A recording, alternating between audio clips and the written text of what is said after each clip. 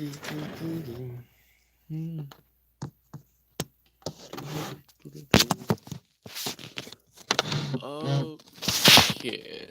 Let's see right about there. And we are live.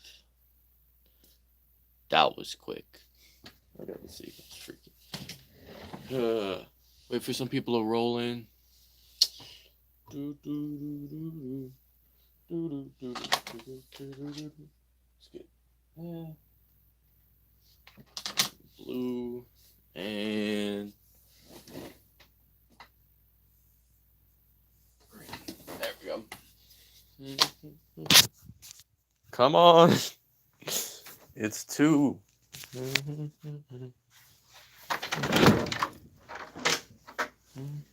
Hey Brandon, do you have two tags I could use? Oh yeah, I have exactly 2. Yeah, I started the live stream. Nobody showed up yet.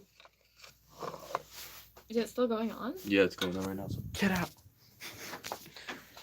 And oh wait, 1 viewer. We started. Okay. Bro. I wonder who's the first person that actually showed up. 3. Oh wait, no, that was just me.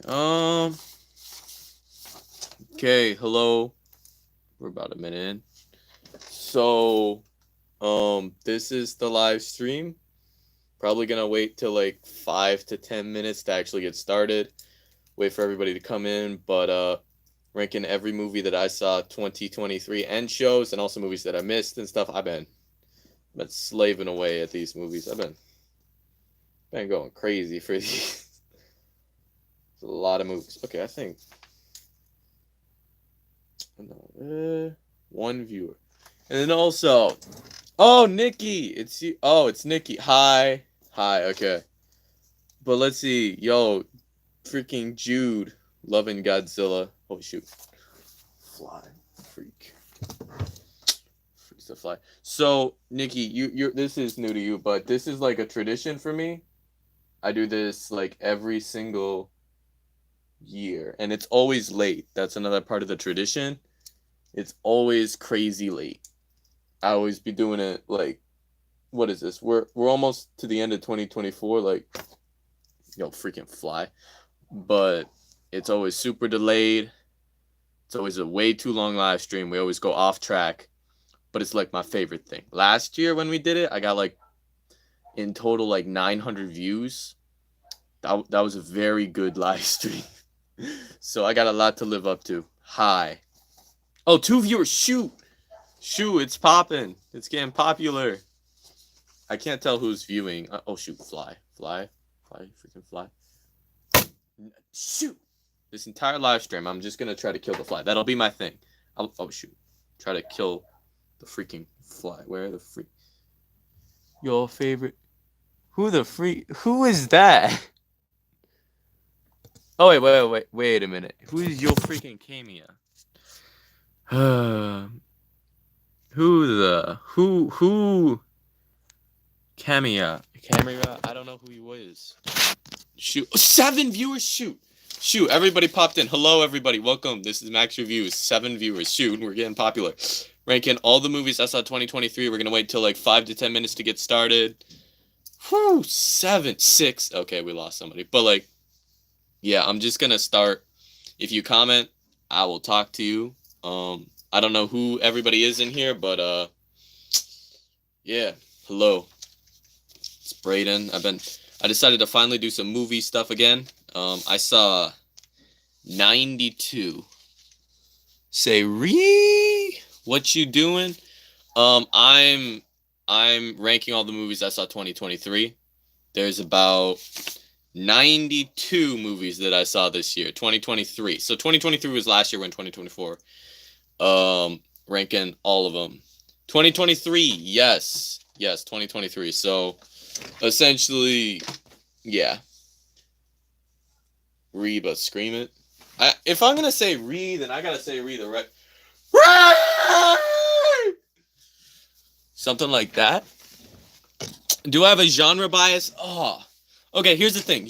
I love sci-fi, but I don't think we had any good sci-fi. I love superhero movies. You see, I did it. I did it. Lions, freaking. Um, Superhero movies, horror, and like, oh, you'll sub? Thanks, Lions. I don't even know who you is. I love artsy stuff. A24. Do I freaking have the A24 shirt on? Shoot, I do not. But A24, their movies, kinda biased. This ain't it, bro. It's just new movies or any movies. No, 2023 movies. 2023 movies. Yeah, I like all the movies. Good looks, thank you, thank you. I don't even know who these people are. This ain't it, bro. You look young, honestly. Thank you. I'm yeah, oh shoot, fly. I'm 16, turning 17 next month. Freaking, did we get him? Shoot. Yeah, I'm young. I'm not too old. But yeah, movies. I'll wait till 10 minutes and then we'll get to the first one, okay? Like already people dropping in. I don't even know if I know you from stuff. I put something on Instagram. Yeah, I'm 16. My birthday, October 10th. I will be old. I'm gonna get sold. Oh, Witch, Hereditary, Midsummer, Talk to Me. Yes, I've seen all of those actually. The Witch. The Witch I didn't love, but I like the idea of it. Hereditary, amazing. I actually like Midsummer more than Hereditary. And Talk to Me is on this list. 2023 came out. Yo, close to your sister's birthday. Dope. So I gotta like rearrange these because freaking I wrote all of them down here, but we're gonna just talk through all the movies. A new movie in shoot. Haven't seen a new movie in ages. Freaked me out. I never looked at the PG-13 the same way. The Ring, I've never seen The Ring actually. So I don't really know. 1, 2, 3 movies, Luke. I used that. I used that literally today. I used that yesterday. It's literally the best. Good movie, Point Break. Never seen it. October 13th is close. I got a friend whose birthday is October 9th, so we're like really intertwined there. Me and one of my friends. Hey, Nicolas Cage is in the chat. Do I have any substances? Not currently. Not currently on me. Sorry. 1, 2, 3 movies is actually great. Oh, Funko Pop. Shoot. Yeah, everybody uses 1, 2, 3 movies or musichq.cc or gomovies.sx. But Funko Pops, we have freaking like over 50, I'm pretty sure. All those Funko Pops, we actually got quite a few. Yeah, we got those, we got all those, and we got a few there, so like, I don't know. Oh, shoot, we have so many comments. Reggie Stiniggy is funny. Oh, man, my grandpa died.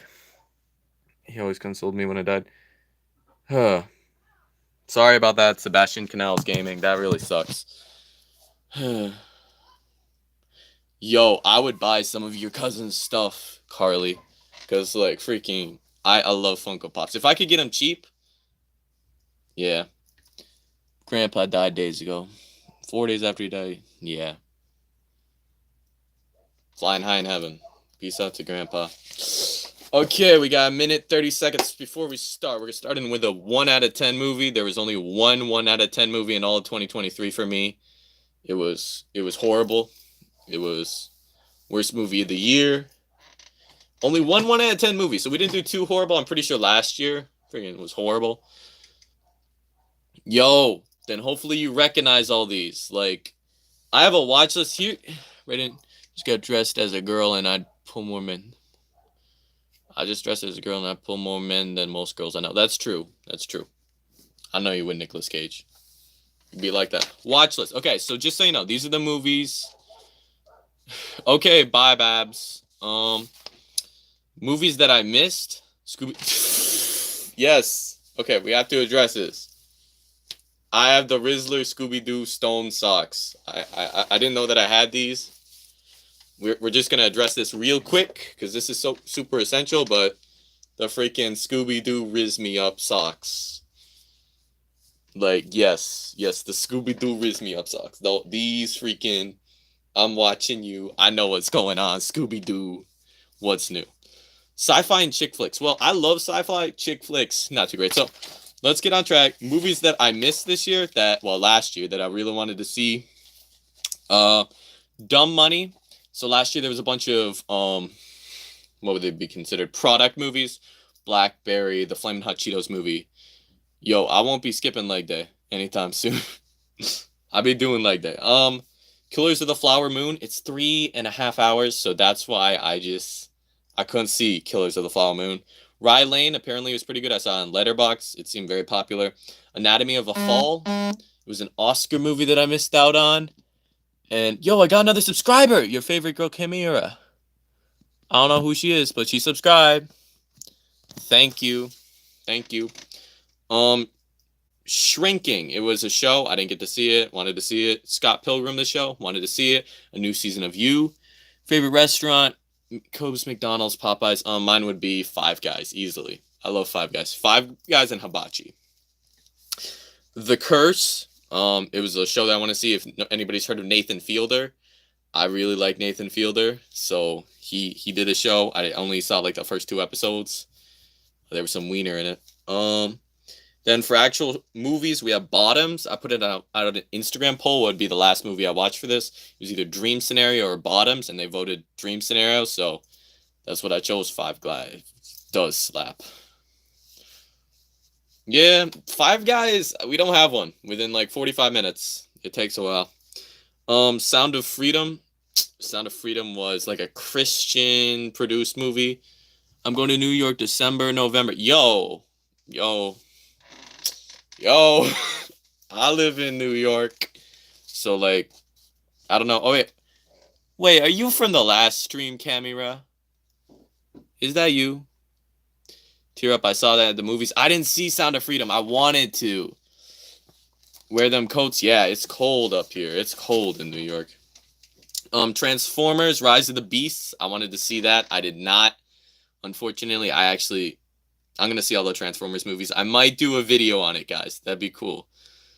Mel Gibson is great. That's kind of off topic. He hasn't done a movie on this list, so we're not going to be discussing him. And then finally, Aquaman and the Lost Kingdom, because, you know, the DCEU ended with that movie, and I didn't get to see the death of the DCEU, so I kind of wanted to, and I didn't get to. But, like, coming to New York, that's awesome. Sound of Freedom making you tear up. There's a few movies on this list that made me tear up, and we're going to get to them in, like, 3 hours. That's Mel Gibson made Sound of Freedom. I don't remember specifically him doing that. Maybe he did.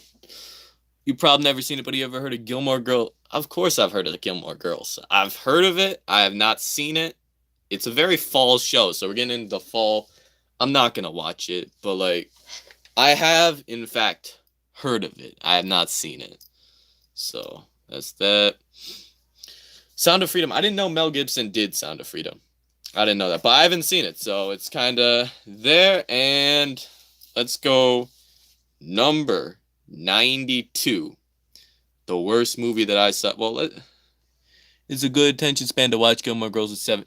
Oh, I'm not watching 7 seasons of pretty much any. I'll watch The Office for 7 seasons, but that's about it. Yeah, I'm watching Mean Girls. I'm going to watch Mean Girls before the year's up so that I can get on my 2024 list, so that'd be dope. Thank you, Kamiya. If I'm saying that right. I don't know how to say that.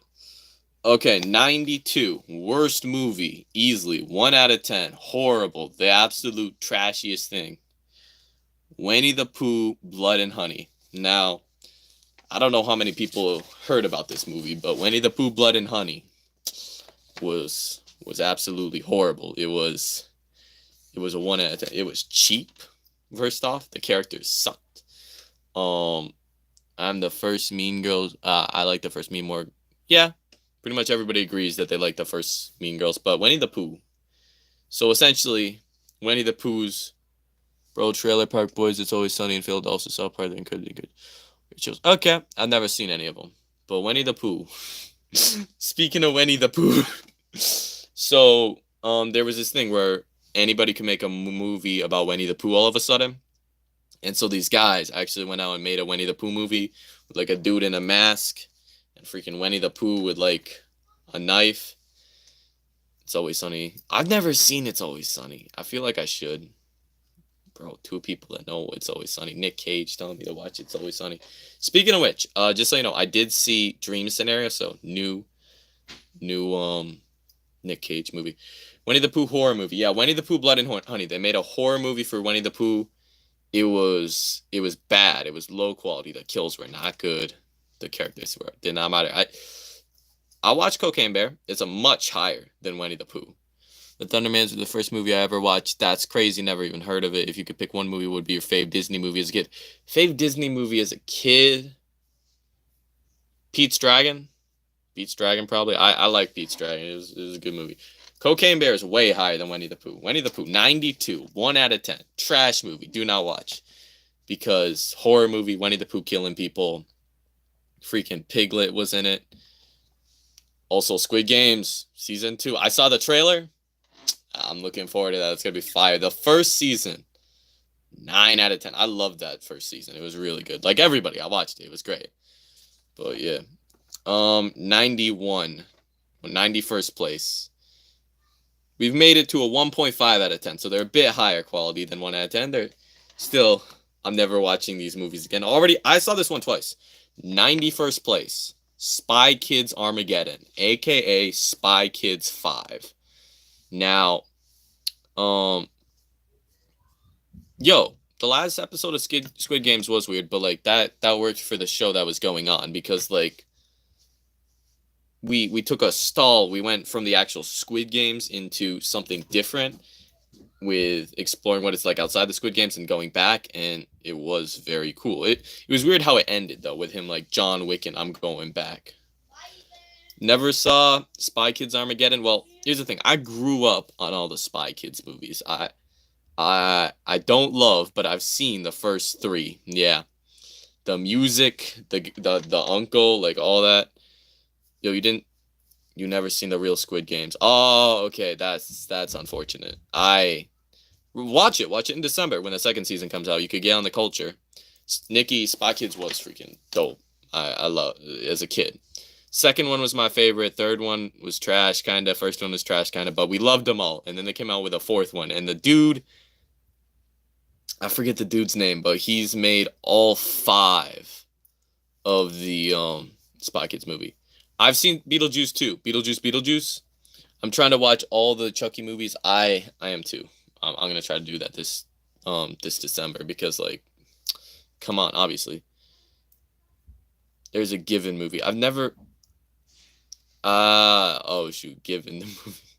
Beetlejuice was pretty good. 7 out of 10. I had fun with it. Michael Keaton is still rocking it. Tim Burton's kind of back. It's like pretty cool. Watch Given. There's a Given movie. Given. I don't recognize Given, but Spy Kids Armageddon. Essentially, Zachary Levi, who had a bad year last year, came out with it. He was in it.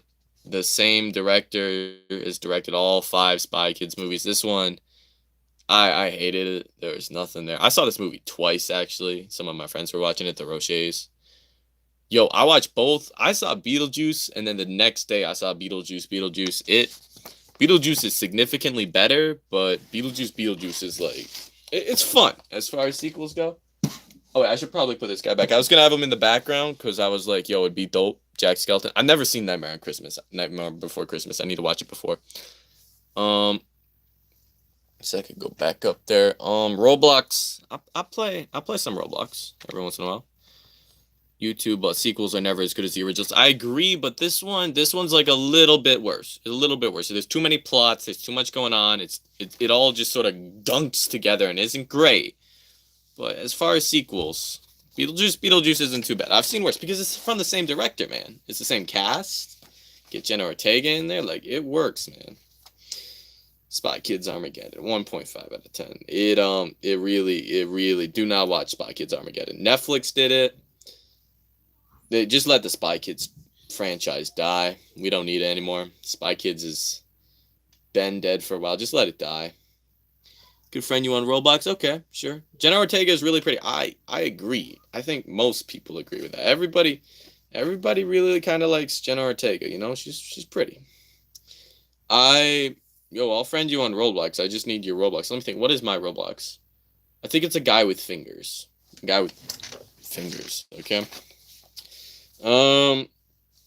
90th place. Oh, this was the worst movie that I've ever seen in theaters. 90th place, 1.5 out of 10. His Only Son. Now, His Only Son. It's a Christian movie. It's about you look a lot like Jenna Ortega. I do look like Jenna Ortega a little bit. Yeah. Was not expecting what? Oh, I have Roblox. So, a guy with fingers. Find it if you can. I'm on Roblox like once a month. I'm barely on it. I do look like Jenna Ortega. Thank you. Thank you, Nicolas Cage. You have Roblox? Yes. The eBay version. Oh, yeah, His Only Son. So, it's essentially Abraham. Freaking like Abraham and his son Isaac, and Abraham has to like kill Isaac. But God's like, don't do that. You don't need to. Right when he's about to kill him to like prove that Abraham really cares. Yo, 14. You're 14 on sister's account. Dope. Dope, bro. That's cool. That's cool. But His Only Son. Give me a second. I'll give it a little bit. The movie made me cry. Oh, His Only Son? You cried to that? I saw it in theaters. I did not like it. It was not a good movie. I've lived in New York my whole life. I was born here. I'm probably not gonna die here, but I might die here. And like, I've lived in this place for my whole life. My entire existence as a human being has been mostly in New York. Okay, let's see. But His Only Son, Nikki, I'm surprised you saw that. But yeah, what are you doing watching Abraham movies? Like, come on. Good job, but like, bro, yeah, they brought us to the theater. I wanted to see John Wick 4. I didn't. I saw His Only Son. John Wick 4, top 5 movies, and I got to see it bottom 5 movies. So that's something right there. I freaking like got to see His Only Son. It's a very cheap movie. It's like in the same problem as Winnie the Pooh, Blood and Honey. It's very cheap. It doesn't have, the acting's bad. The director wanted to do like a bunch of these Bible story movies, and like that's, sorry, but that's not gonna work out. I don't think that's happening. That better not happen. I don't want to see them in theaters ever again, ever. I'm out of here in 8 years when I can afford a home in Virginia. Oh wait, Finn, is that you there? Is this not Jude? Is this Finn? Finn, you're gonna live in Virginia. You crazy boy. 8 years. You're not 11. Stop it. Oh wait, maybe you'll be able to afford it in 8 years. Director of The Chosen. It was by the studio of The Chosen. I don't know if it was actually directed by the director of The Chosen. But yeah, I don't think it was by Angel Studios, who they did a very successful film with Sound of what was it freaking called? Sound of Freedom. So yeah, that's that. Yeah, so here we go. 89th place. Still 1.5 out of 10. 89th out of all the movies I watched 2023. Sitting in Bars with Cakes. Now, this movie, Sitting in Bars with Cakes. I watched this with my grandmother, so that gives some context. It was not the greatest thing. It's essentially these two characters. One of them gets cancer and dies, and the other one's like, no, why? And they both aren't too great, and they like make cakes, and that's their thing, and they're like sitting in bars with cakes, and I did not like this. My grandmother thought she was gonna cry. I don't blame you if you cried to this, but this freaking movie, no, not at all, not for me. I did not like it. It was not I was not a fan. I did not like it. The problem was I didn't connect to any of the characters at all in this film, and then also the filmmaking also. It was like it was a Prime movie, so like all these little aspects that and it annoyed me. It annoyed me more than a lot of movies. It was way too long. It's like 2 hours, man. I can't do that. 2 hours for like somebody's gonna die and you're like a 1.5 out of 10, right? No. All these little things that were annoying me. It was potentially the hardest experience to get through. Winnie the Pooh, I had to check that like over a dozen times. Like, is almost over. Spy Kids Armageddon, I made it through that. That's short. It's a kids movie. Sitting in bars with cakes, that was tough. His Only Son, I was in the theater, so I was freaking like, you know, slushy, popcorn. I was fine. But yeah, Sitting in Bars with Cakes was it's like probably, if we're being fair, a 4 out of 10 movie that I just watched on a bad day and gave it a 1.5 because I'm not a fan and I was just annoyed and I did not like it. I'm pretty sure that the main character in this was also from Hellraiser last year, the new one, which was my favorite. 2 years ago, 2022, the new Hellraiser movie, because the new Hellraiser movie, like, I think she was the main character in that. In both, she's got like tattoos, bunch of piercings, bunch of like, yo, I party. But yeah, and this other one, she kind of died, which was pretty nice. Oh wait, Sitting in Bars with Cakes, I gave a 2 out of 10. I give that a 2 out of 10. 2 out of 10, okay, guys? So it's the one movie on this list that I give a 2 out of 10. 89th place, Sitting in Bars with Cakes. If I look at it, I only gave like, let me see, what it would be, 22 films negative review. So out of 90 something, that's like 1/5 of the entire movies. Live again. Okay, I'm gonna be, yeah. Okay, just checking what would happen if I did that. But yeah, Sitting in Bars with Cakes, 2 out of 10. And like, man, the comment section is dead. Have I seen the bucket list? Yes, I have, Nikki. I saw the bucket list. It wasn't good. I didn't like the bucket list at all. It wasn't for me. I thought I would like it. I didn't. Simple. It was I don't know. It wasn't amazing, you know? Disconnected for a little bit. That's fine. I don't think we freaking, oh, down to 4. Okay. Some people dropped. That's fair, guys. Yeah, I just had a text a little bit right there. Okay. What are we? 88th place. 2.5 out of 10. 88th. Very low still. Meg 2, The Trench.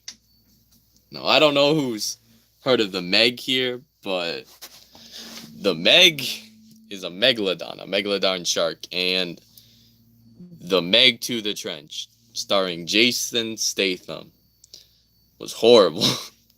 Another horrible movie that I sat through because, well, to be honest, the only reason was I saw the first. And I was like, the second one's kind of popular. Might as well see the second one. And yeah, it's just CGI sharks eating people. It's better than the first one.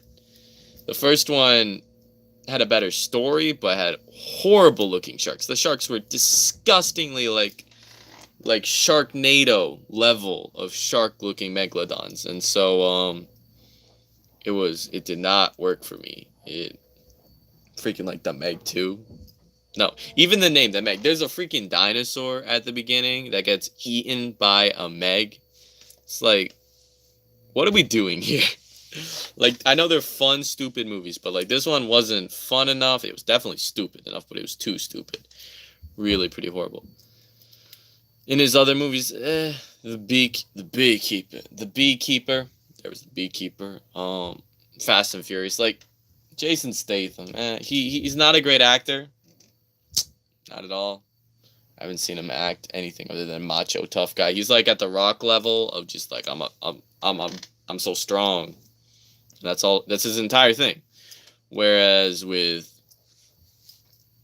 I don't know, actual actors, we get some stuff going on other than tough guy persona, which is interesting. The Rock, I know, is coming out with an A24 movie, so I'm very intrigued. I would very much like to see an actual performance from The Rock. That would be very, very funny to me. But yeah, we'll see. Yikes, we're almost at a half an hour in. Three people watching. 3 whole human beings. Who can believe it? Big event going on. But yeah, give it some time. Let some people drop in, but Meg 2, The Trench. Not my cup of tea, guys. Not fun enough. Not the things that I wanted. 87th place. Now this is a bit weird to review this, but 87th place on all the movies I watched 2023 list. Trolls World Tour. Now, Trolls is a very tough thing. As a 16-year-old male, I'm like a freaking teenager. I have school, and I'm watching Trolls World Tour to put it on a 2023 list. I think I watched it with my brothers, actually. It was on Netflix, I think, so that's probably why I did it. But, like, Trolls World Tour, like, sure, it definitely exists. It is a movie. They do more singing, dancing. There's more pop songs. My nieces and nephew, they were watching it, and so, like, I saw a bit more of it, and I was like, okay, we're doing this. All right, dope. That's cool. But, yeah, it doesn't bring much at all to the table. It is not my movie. This is not my franchise. The first Trolls movie... Oh, wait, I think they're replacing Bruce Willis with Jason Statham. That is true. Bruce Willis, like, he was the action, die-hard hero guy, but now it's kind of Jason Statham's thing to do that. Whereas Bruce Willis is, like, retired, and Jason Statham is coming up and being like, yo, I'm the new guy. But, yeah, I could kind of agree to that, although Bruce Willis is actually a pretty good actor. He's been in some really good movies, and then Jason Statham, I don't know, there's always going to be, like, that guy, the persona tough guy who's, like, good at fighting and stuff, and, like, come with me and stuff, and that was Bruce Willis in, like, the 1980s to, like, I'd say 2000s, and then moved on to Jason Statham because, I don't know, there's always a need for action movies and action heroes, and that's where they end up. Yeah, Trolls World Tour. I think it's worse than the first one. I don't know why. Yeah, I don't have much thoughts on Trolls. Trolls Band Together, or Trolls 2, I never watched. I never saw that movie. I heard it was bottom 10 of the year from somebody that watched, like, over 100 movies that year, so I was like, I think I could avoid that. I do not need to see that. And, yeah, but I saw the third one for some reason, and it made this list, and I definitely don't regret it, because it was so worth it to see a lot of Pink and a lot of Poppy and Branch and a lot of them doing their freaking thing, and just like, bro, no, not for me. 86, May December. Now this was an interesting one. May December is about Natalie Portman, who plays this girl, is like doing this sort of documentary on this older lady who's like 40 years older than this like boy he's like in his 20s, but like they got married when she was like 40 something, maybe like 50 something, and he was like a teenager, and like it's documenting this, and it was like going through, and it was award season. There was talk of it making it for like Oscar nominee, and I missed like 3 of the Oscar nominees. It was Killers of the Flower Moon, Anatomy of a Fall, and Zone of Interest. And I'm like, out of all those, I want to see probably Killers of the Flower Moon the most, although I know I'm not really gonna see it because 3.5 hours. It's when am I gonna want to do that? And then Anatomy of a Fall. Might actually see that one before Killers of the Flower Moon, because Killers of the Flower Moon is just way too long. Anatomy of a Fall sounded intriguing to me, but I think I would be bored by it and think it to be too pretentious and not fitting for the type of films that I enjoy. And then finally we have the one that I did not really care about, The Zone of Interest, which apparently had very good sound mixing, but do I really care about sound mixing to that degree, to watch an entire film just for the sound mixing? No. And it was about the Holocaust, which a very, very just basic subject that we could all cover so many times a day and not be scarred for. May, December. But May, December, it was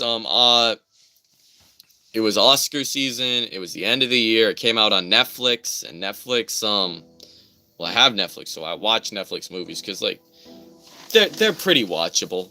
It's Netflix, guys. So May December comes out. I could agree that the acting is there. Some of the scenes are pretty cool, especially with like Natalie Portman and like the Natalie Portman is trying to play this older lady in like a documentary slash movie thing. And so she's trying to figure it out, and like them interacting is so weird, but it's done very well. It's very good performances all around the board. Everybody does a good job. Probably the best performance in the movie is the husband, who's like in his 20s and is like a little kid and doesn't get stuff, and he's like trying to potentially have an affair or talk to a girl or something, and you can't blame him because he's like he got married so young and was controlled and like all this stuff. And so yeah, May December, it was hard to get through. I would say this was the single hardest movie on the entire list to get through. It dragged on way too much for me. I could not get into May December, and the ending just made me feel like, what have we done here? We saw the final scene is, I'm just gonna spoil it because even if there is people in here who care, like guys, no need to worry. But the final scene is like Natalie Portman acting a scene and like going crazy, and then like take it again, and just like no, it for some people this was a masterpiece. This was like top 10 of the year. Not for me, bro. I did not love this movie. Wow, this stream is pretty dead. Wow, we opened up a lot faster than I thought we would. The first like 20 minutes, and now we're down. We hit like 8 people watching at one point. Can you believe that, guys? 8 whole people? That's crazy. That's absolutely insane. But yeah, I know. Let me see. Like 3 o'clock, things are gonna speed up a bit. I got some people coming in probably. Whew. Another movie. Oh wait, 2.5. Another Netflix film. Oh wait, ooh, another person left. Shoot. This thing's probably inaccurate though. After a while, it doesn't count you. 85. You People. Now, You People. Oh, I knew this one would be bad. Oof. So there was a lot of aspects of You People. Now, towards the end of each year, I look at lists from like Sean Chandler, Cody Leach sometimes, and Austin Burke, and I compile them, and I get like the bottom 3 movies from each, and I watch them all. That's why I saw Winnie the Pooh. You think I want to see Winnie the Pooh? No. But You People was at the bottom of Sean Chandler's list for like a solid like 8 to 10 months. And I don't know, it might have actually ended up being his worst movie. One watch. Oh shoot. And You People is essentially Jonah Hill, who I really like Jonah Hill, guys. He's done some really good movies here and there. And like I don't love this guy, but like he's not bad.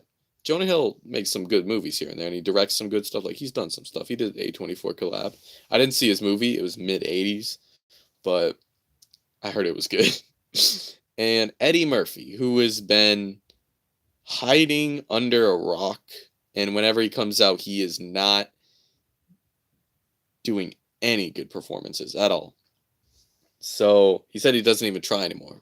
He said that. That's like a direct quote. He doesn't put as much effort into his movies as he used to. And it was like completely bombed as like, this is not a good movie at all. Do not watch this. So I watch it and I laughed a little bit. Eddie Murphy and Jonah Hill together, they're okay. Yo, Evan, that freaking is Evan. I know this. Evan. Howdy, boy. I should pull a freaking cowboy hat somewhere. Hey, hi. You know how long it's been since somebody's commented? Wow. The stream's kind of dead, man. I'm sorry. I see you've been uploading a bit. Ooh, we got another watch. It shows me how many people are watching it. I don't know if you guys have the same thing. You're gonna review Twisters? Okay, so Evan, I haven't seen Twister yet, and I haven't seen Twisters yet. Autumn wants to see it, so I'm gonna see it. I'm not gonna review it. I'm probably gonna rank it in 2024. This is 2023 movies, so I'm a little behind, you know. Oh shoot, 6 viewers. We jumped up. I am back. Hey, Kamiya. It got really boring. Everybody left, and nobody commented. It went to Jason Statham and stuff. But we're on 85 you people, which is Eddie Murphy, Jonah Hill. Yeah, it got really boring, girl. Gotcha. Yeah, so Evan, whenever I see Twisters, I'll like text you a review of it, okay? But you people, literally the final like shot of the movie is like the two main characters and you people. It was on Netflix movie for context, kissing. And since the girl and Jonah Hill did not get along and did not like each other at all, they literally had to CGI the kiss between the two of them, and their faces like melt together. And what do you got on live stream? Oh, thank you. Do I get both? Yes. Thank you. You want to make an appearance? Evan's here. Hi, Evan. I'm gonna come out. Bye. They're undercooked.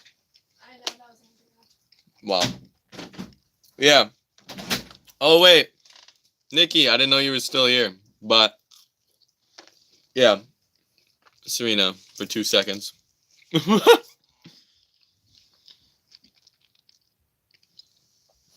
Kamiya. Yeah, so I didn't realize that till after the movie's over that they CGI'd the kiss. I looked at it, I was like, that is bad. But it makes a lot of like black people and white people dating can't work, and like, how dare you marry this white man, and like that type of stuff, and like proving the guy like you can't you can't take care of my daughter. Yes, you can. You can tell me you're a user. That's fine. I'm gonna eat this cookie right now. They're really good cookies. They made me cookies too. Yo, bye, Evan. Thanks for dropping by. You made my day. Thank you, man. It's dope. Yeah, see ya. Enjoy what you're doing. Look at this. Freaking not cooked. Probably can't make it out. No, I never saw the female Ghostbuster. I'm gonna eventually, because they're obviously gonna come out with another Ghostbusters movie, and I'll like watch them all, and I might rank them, but I did not. Up to 7 again. Shoot, we got people racking in. We got another like. Hello, returning viewers and new viewers and whatnot. The female Ghostbusters 2016. I could forgive it for existing because it started the Sean Chandler YouTube channel. It was the first movie that he reviewed. So, like, apparently it's not good, but I did not see it. Okay. You people. A lot of comments at how you dare marry my black daughter. Eddie Murphy being a little crazy. Seems too political. I don't know if I could stomach getting through it. Yeah. I hate it when movies get political in that sense of like, let's do a movie where like, you know, the characters, let's have like the women be the guys this time.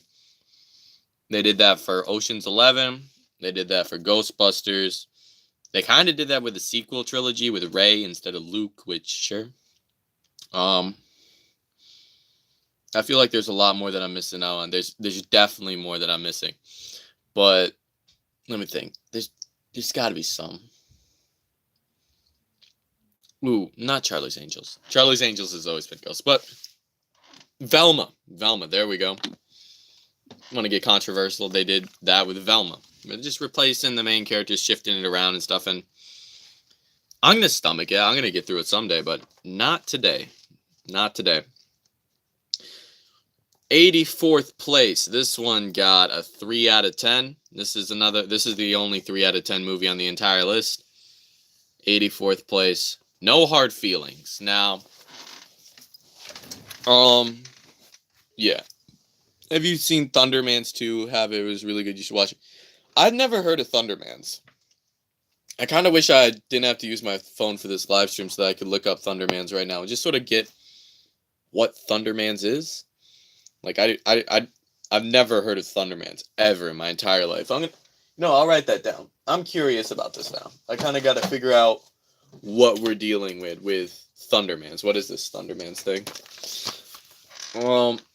But No Hard Feelings, 84. Oh wait, I thought they made Little Mermaid black and they did something with Snow White. Yes. Okay, so that would be Disney. Ghostbusters isn't necessarily Disney. Thundermans. So yeah, it was very controversial with making Ariel black, and then also Snow White and the Seven Dwarfs. This thing was essentially Rachel Zegler was saying, we don't like the old story, and we want to what was it? We got to. She doesn't have to have a man to like take care of her, and she's like, we're in 2024. We don't have to do that no more, and yeah, she got completely obliterated by the entire internet, and so the movie got delayed, and they're reworking it, and they're redoing stuff, and the Seven Dwarfs, also, there was the thing where midgets, they wouldn't let midgets, be midgets and be in the movie as dwarves, because Peter Dinklage was like, no midgets, and that doesn't make sense to me, like, bro, don't you want midgets on the screen? And Peter Dinklage apparently didn't, except for himself, so midgets didn't get a job, and they made CGI dwarfs. So, yeah, Snow White's gonna. I think it's the most disliked trailer, one of the most disliked trailers of all time. Like even more than Minecraft. Like this movie, not a lot of negative backlash. In Minecraft, at least there was some positive elements. Snow White, a lot of people were just crazy mad. But No Hard Feelings. Essentially, No Hard Feelings is Jennifer Lawrence and this random kid. And Jennifer Lawrence is like in her 30s or 40s, and the kid is like a teenager. And no, she's in her 30s. She's not in her 40s. And they're kind of like, the parents are going to pay Jennifer Lawrence. They're like, hey, get him out of the house. Make him like get his own place, pay his own rent. And like essentially paying her to date him or like, but she's very used to like sexual work. So like, it's a movie that is very horny, and it knows that you want it to be horny. Everybody who's watching it, so the movie really is like Jennifer Lawrence, the movie type thing. Like, you want to see Jennifer Lawrence get zesty, if you could say that. I don't know if girls could get zesty, but you want to see Jennifer Lawrence get zesty? Yes, you can see it in this movie. So I knew the contents of the movie. I was like, I'm not a major Jennifer Lawrence fan, but like, I kind of wanted to see the movie. It was a comedy. Some people were like, pushing boundaries, doing good things for comedies, and like, is it great? No. Did I get what I needed? Yeah. It had hot Jennifer Lawrence. The story, cute. It could have been best scene in the movie. Best scene in the movie for me. That absolutely, I was like, this is worth it now. They go to like a freaking bar and they both sit down, and it's just a very simple exchange. Can I have Coke? We have Pepsi. Can we leave? Simple. I'm just like, there we go. One viewer. Shoot. Everybody is dropping. Nobody's left. It's just me. Before you know it, what do you know? That's going to be crazy. Freaking one viewer. Freak. How dare you? I was just talking about No Hard Feelings. So, yeah, Jennifer Lawrence comes back, though. Bro, where are the Davises? Do we have no Davises in chat? Where are they at? Where are them kiddos? Man, what would I pay to have Nathaniel messing with me now? Okay, let's see. Let's get the phone.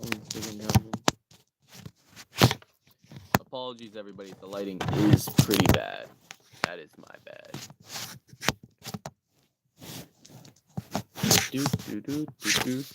I don't know how I'm gonna, cause I'm trying to get the phone like charging and also going here. So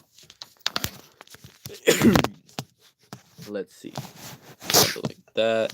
Maybe. Oh wait. Yeah, sure. Tell me your Roblox. That's good.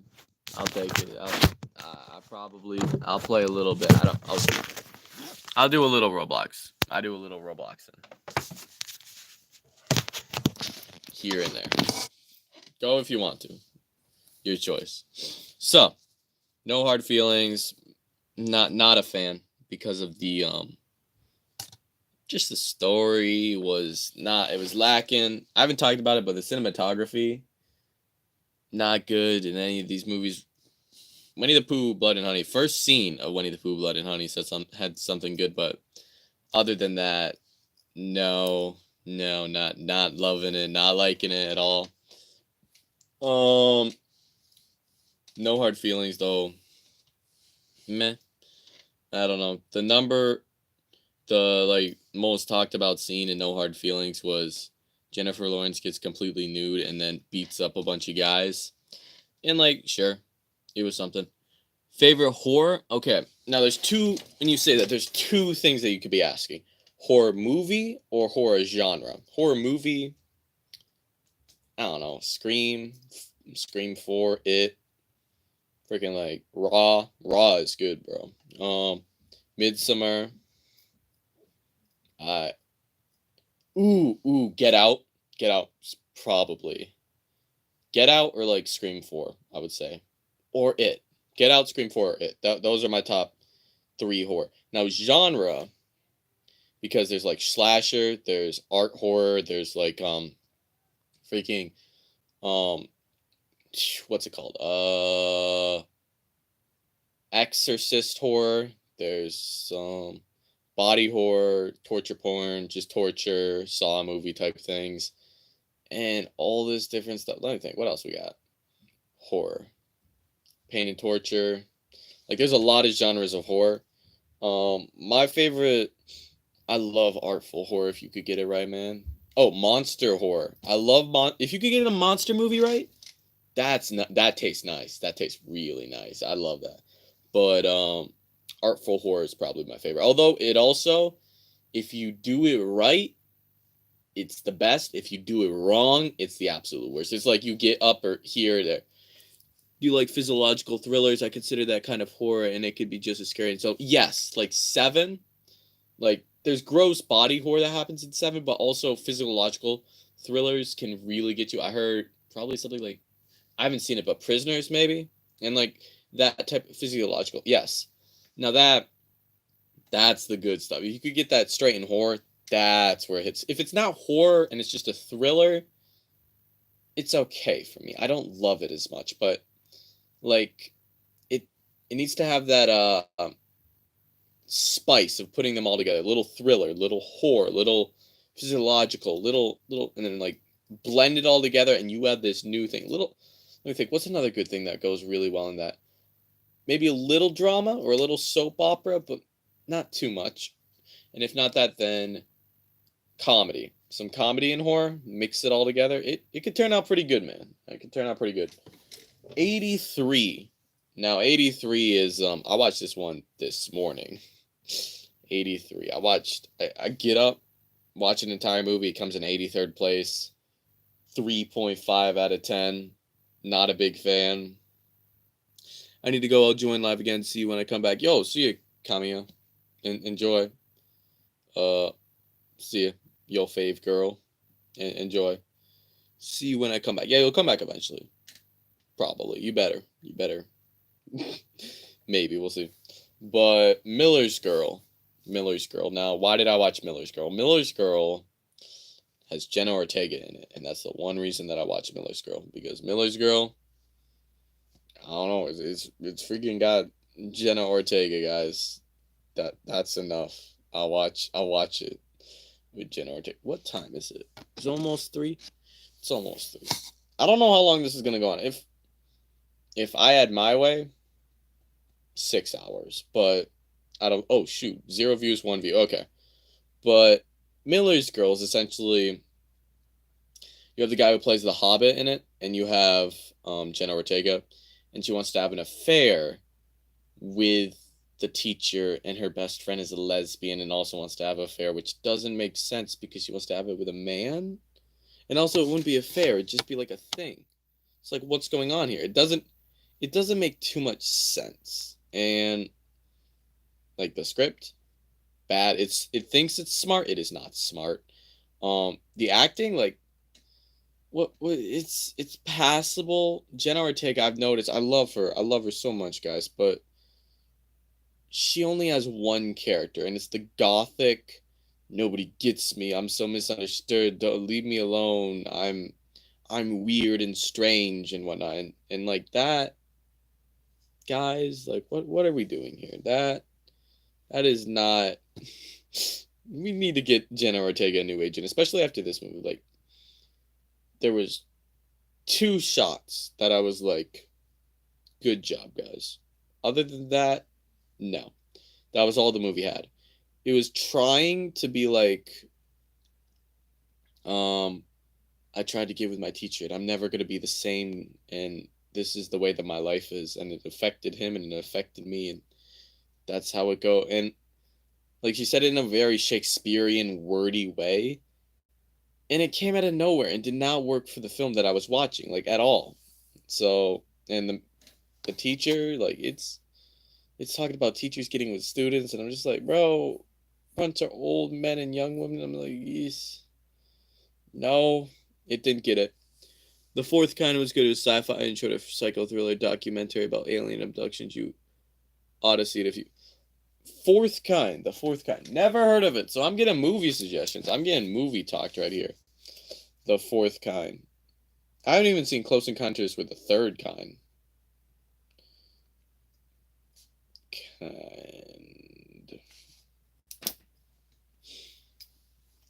But yeah, Miller's Girl, Jenna Ortega. There's two shots. One where it was like she was in a like dress and it was raining, and she was just like standing there, and like she was inside and you could just see her and it was raining. It looked good. The other shot was a side angle. She was right here looking at him, and there was like rain pouring down right here in front of her, like 10 inches in front of her. And then you have the other guy in the rain, and they kissed. Which, no. It tried to do what No Hard Feelings did with the like, yo, this is a freaking horny movie. You should watch it. Except for it came off as creepy. Why is it better than No Hard Feelings? Because it's a good question. This list is a little whack. Let's see. What's a good reason? Because I prefer Jenna Ortega to Jennifer Lawrence. Simply. And that's why Miller's Girl is higher than No Hard Feelings and is actually 0.5. No, wait, no. Let me see. How much better is it? 0.5% better just for Jenna Ortega, guys, okay? Now, yeah, Jenna Ortega, she really needs to get a new agent. She's bad movie right here. Like, I get that she's working for Netflix, and that's how she started it. Yesterday with Netflix, she did. I mean, she was in an HBO Max original movie. She was in Wednesday. It's Netflix original. Now she's got this, and like, can Jenna Ortega be in like X? I want her in like X again. You know, she was in X. She was in Wednesday. Like I know she's working with Tim Burton now and stuff, but Jenna Ortega needs to get like a new agent. Okay, let's get her in an A24 movie again. Okay, another A24 movie. Jenna Ortega. Perfect. That was her best role, I think. Okay. 82. 82nd place. 82. One of the most, not one of the most, a disappointing movie. Simply a disappointing movie. 65. You have a 3.5 out of 10. Now, 65, it'd be really cool if it's a 6.5 out of 10, but it is not. It is not. I would like it if I gave it a 6.5 out of 10. But 65 out of, oh shoot, we have 8 viewers. What the? No, oh wait, 5? What the? Who's watching this? Okay, Oh wait, they all dropped out. They're gone. Bro, these freaking unreliable viewers. Who even knows who's watching this? Oh wait, we're gonna hit an hour. We hit it, guys. Exactly at 3 o'clock. So I started exactly at 2. I was straight on. Is Jenna Ortega your celebrity crush? You seem to really like her. Yes, Texas 3. Jenna Ortega is my celebrity crush. That's why I watched Miller's Girl, because I saw her originally in 2021 in Yes Day, and I was like, oh, she's pretty hot. And then she went as Wednesday, and she blew up, bro. She blew up, and now like all this stuff, and now she's widely known and all this stuff. Jenna Ortega, probably number one celebrity crush, right there. I know I keep track of her movies. Like she's an up and growing star. Like my biggest celebrity crushes that I've had. Man, there's a lot of them. Margot Robbie, Elizabeth Olsen, McKenna Grace, Jenna Ortega, Sydney Sweeney, and Scarlett Johansson when I was younger. So that's 6. I've had some celebrity crushes, man. But Jenna Ortega's number one right now, probably. I'd say. But speaking of celebrity crushes, Adam Driver, 65. Adam Driver, Kylo Ren. Have you watched Miller's Girl? You, Nikki. What are you doing? Miller's Girl, Martin Freeman. That was his name. Here's the thing. He's old. He's too old. Okay. Once you get gray hair, not many people could pull it off with the like, hey, you want to give me? You want to do something? No. Once you have gray hair, it just you sort of fall off, and the spectrum sort of like me watching you with somebody else, unless you really got that riz, and Martin Freeman does not really got that riz. So, bro, I'm actually surprised. We're staying on subject here. Miller's Girl, like freaking good job, guys. Freaking good job. But Miller's Girl, yeah. I don't have a crush. I just love him as an actor. Really? Okay. That's fair. Him as an actor, let me think. What has he been in? Wakanda Forever, all 3 Hobbit movies. He was in that. Oh, wait, he was in Black Panther 1. I think he's been in some other stuff. I'm not a cougar hunter. Yeah. Yeah, I know some people that are. That's not one thing that you want to be. You don't want to be going after them old. Okay. I get it, though. My oldest one is probably Margot Robbie. Oh, wait, Emma Stone. She makes the list. Emma Stone. Makes the list 7 for celebrity crushes. Holy number. Emma Stone. 65, Adam Driver. So Adam Driver showed up in Force Awakens as Kylo Ren. First time that I saw him. But he was in a bunch of stuff before that. He was in What If. He was in a few other movies. I don't really remember them too much. He had a movie come out this week. Megalopolis. I don't know how you say it. The new Francis Ford Coppola movie. And it's gotten 1 out of 10 reviews. And it's gotten 10 out of 10 reviews. And I don't know what to think. And I really want to see this movie. But Adam Driver, he's proven himself as an actor, as just a performer. He knows how to just get those acting. He was in Ferrari. He was in Marriage Story. He's just this dude could act. He was in White Noise from last year. We talked about it last year in our last live stream. But Adam Driver, I have a love for Adam Driver. This dude, he surprised me with being good. I never knew Adam Driver still. Yeah, same here. But you see him in Star Wars, and then you look at his filmography, and he's done some stuff. But 65 was like, it's time to go to the past, to Earth, 65 million years before it happens. And you have like this space Adam Driver man and this girl who can't talk in like Jurassic period with like dinosaurs, and he's gotta like kill dinosaurs with like laser guns and protect this girl. And that trailer that they released for that, like over a year ago, it was like a year and a half. It was like 2 years ago. Shoot.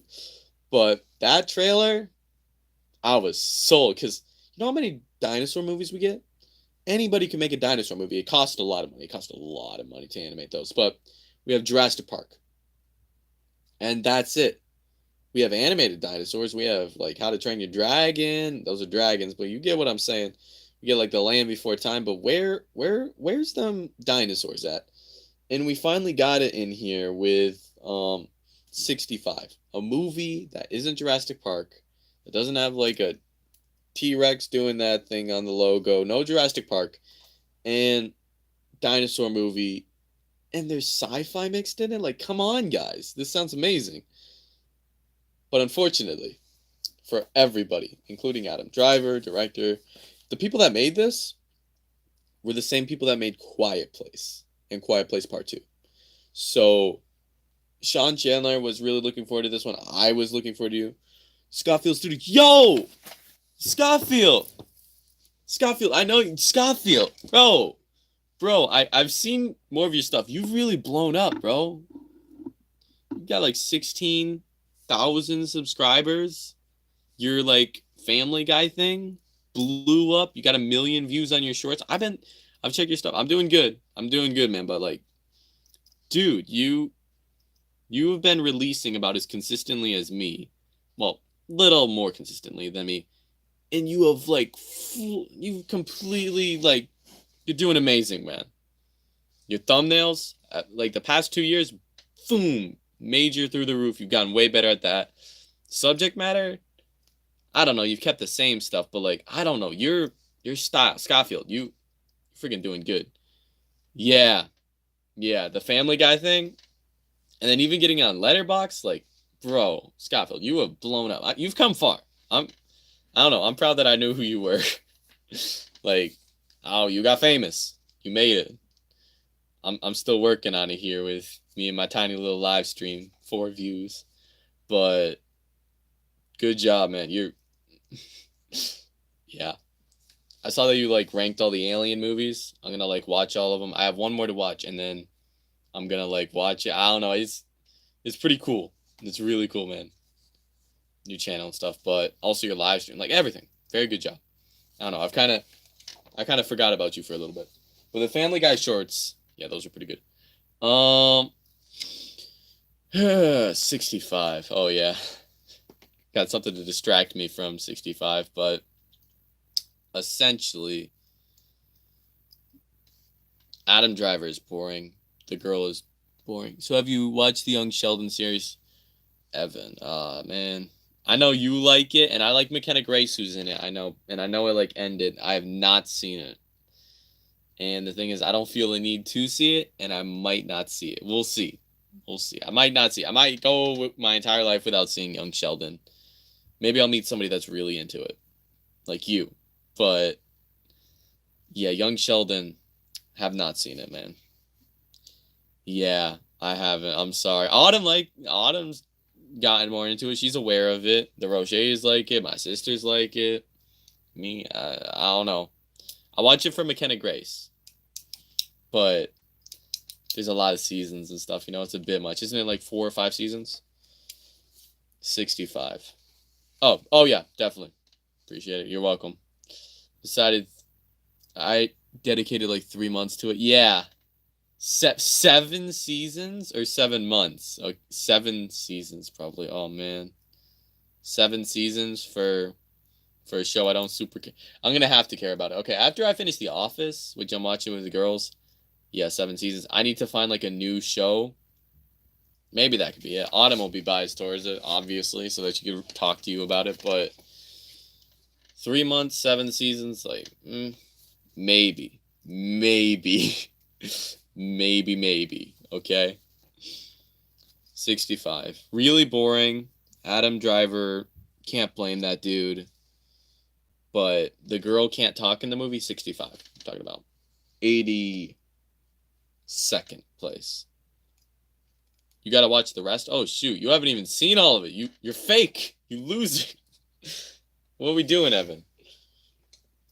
Oh, the lights are showing up all of a sudden. How cool is that? I don't have that much dedication for any series unless it's really, really good. I agree. Oh, you haven't seen The Big Bang Theory. Okay. I haven't either. I haven't seen like a single episode of The Big Bang Theory. My dedication for shows, essentially, if I watch 2 seasons and I want to watch the third season, then I'm going to watch all of it. But the farthest that I've gone into a show and then I'm just like, I can't do this anymore was Superman and Lois. I watched 2 seasons. I did that for this YouTube channel and it got like 5 views. But 2 seasons of Superman and Lois, and I was like, I can't do this anymore. I just, that much TV for what? I'm not getting a bunch of views. I don't care about it. I don't enjoy it. I'm not going to do that. Speaking of stuff that I don't enjoy, 65. To continue that train of thought, the girl can't talk. The dinosaurs aren't cool. It feels generic. It's so boring, guys. It's so incredibly boring. I don't know.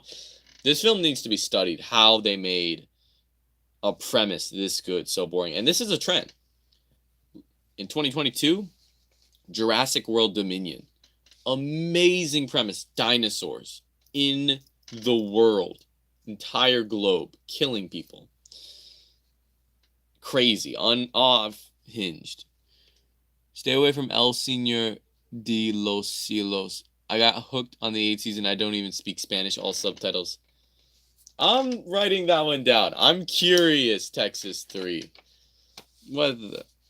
Yikes. I want to see what that looks like. El Señor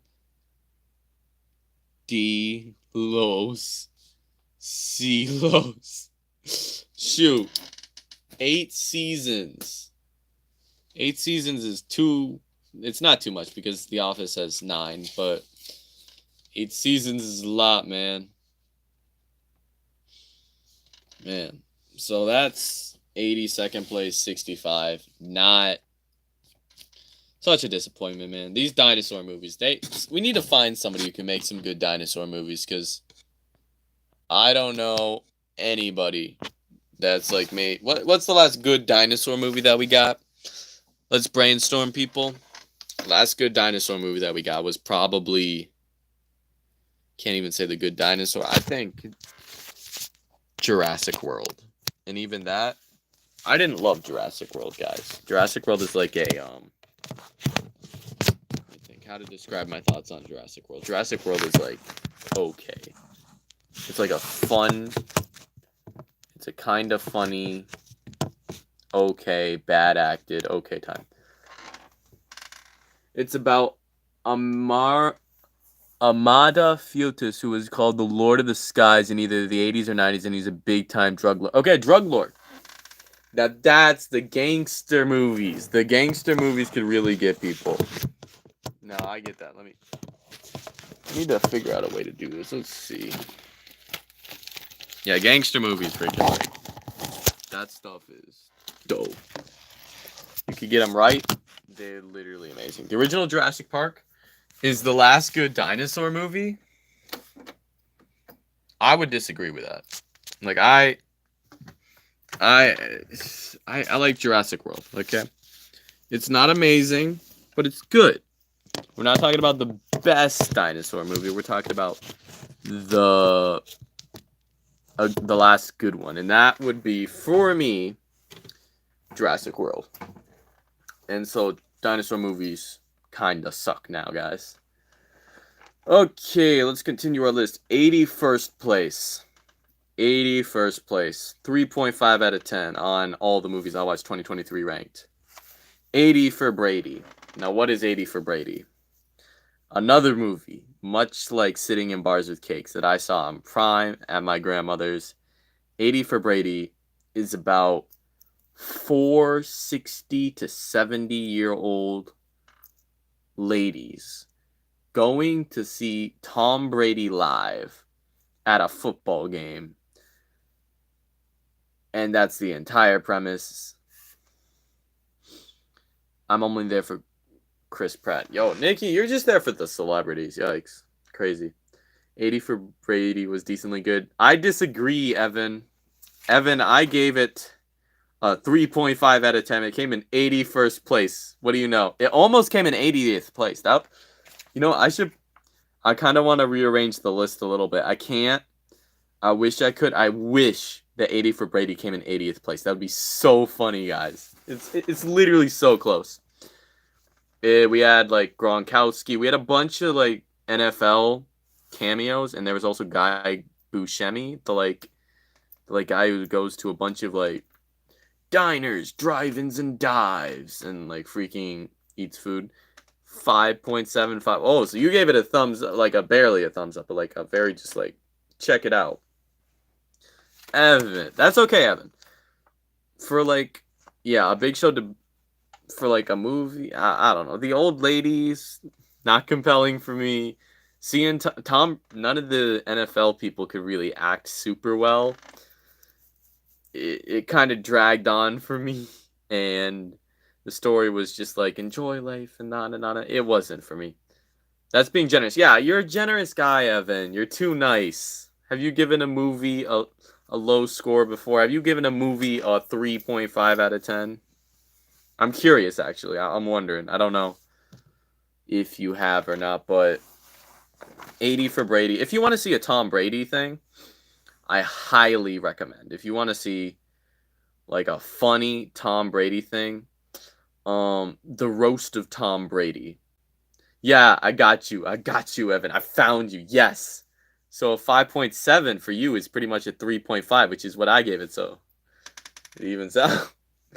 But the roast of Tom Brady on Netflix, it's like 3 hours long.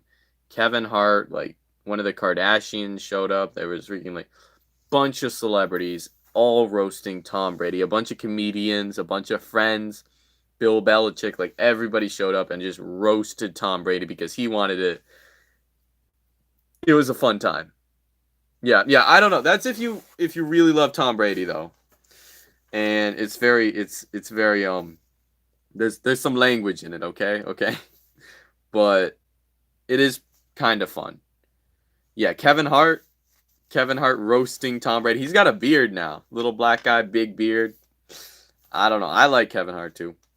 But well, I like some Kevin Hart stuff. He doesn't make the greatest movies, but like the dude's funny. Dude can be funny.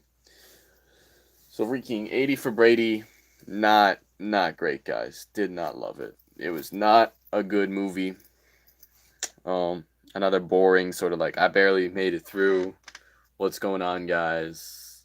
Type thing, like not perfect, not amazing or anything. So, yep, 80 for Brady. Okay, 80th place where 80 for Brady should have been.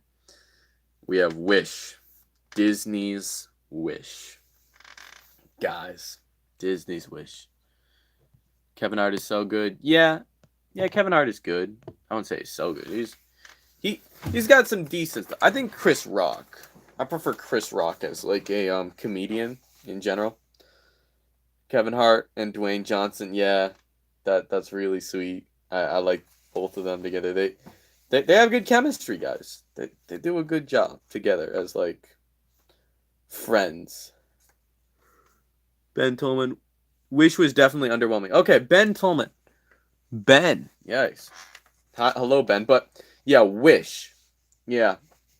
So Wish, 80th place. Wish, I wish I didn't see this. Wish was, oh, whoa, we got people talking. We got people in the comments. Wish. We get to talk about controversial 80th place Wish. I gave it a 4. So Wish, yeah. We had the magic star. We have like the girl and like talking animals. If you guys don't know, the concept for Wish was essentially what if, since it's like Disney's 100th anniversary. Nah, is it 100th anniversary? Yeah, it might have been. It's 100th anniversary.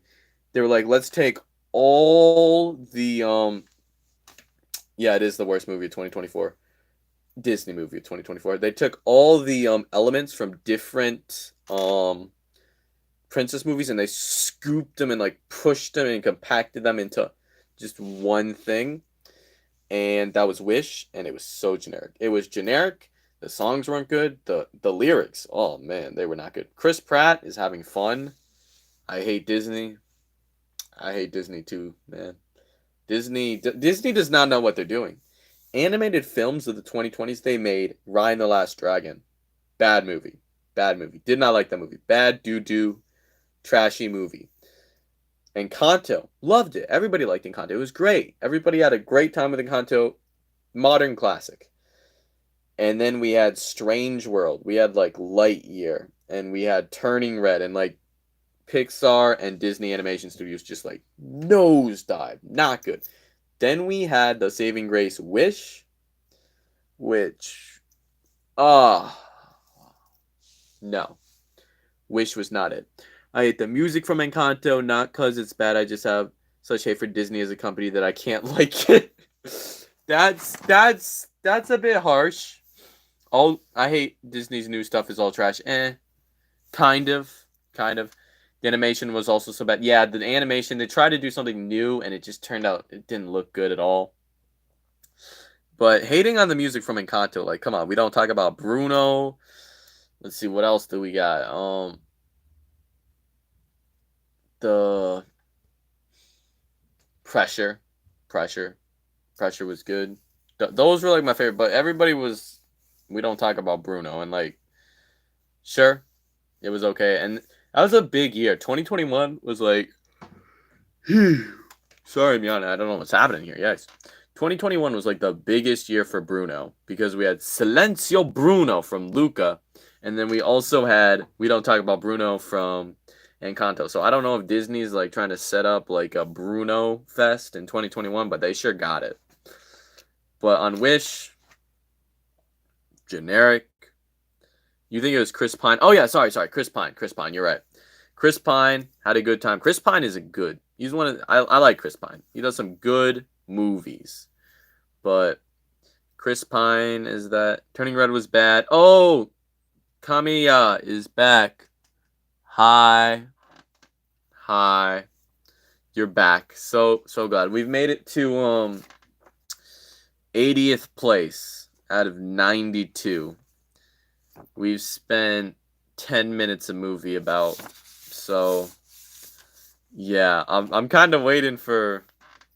Here's my problem. I'm waiting for like everybody to jump in for it to be like 15 views all at the same time, people checking in and commenting and stuff.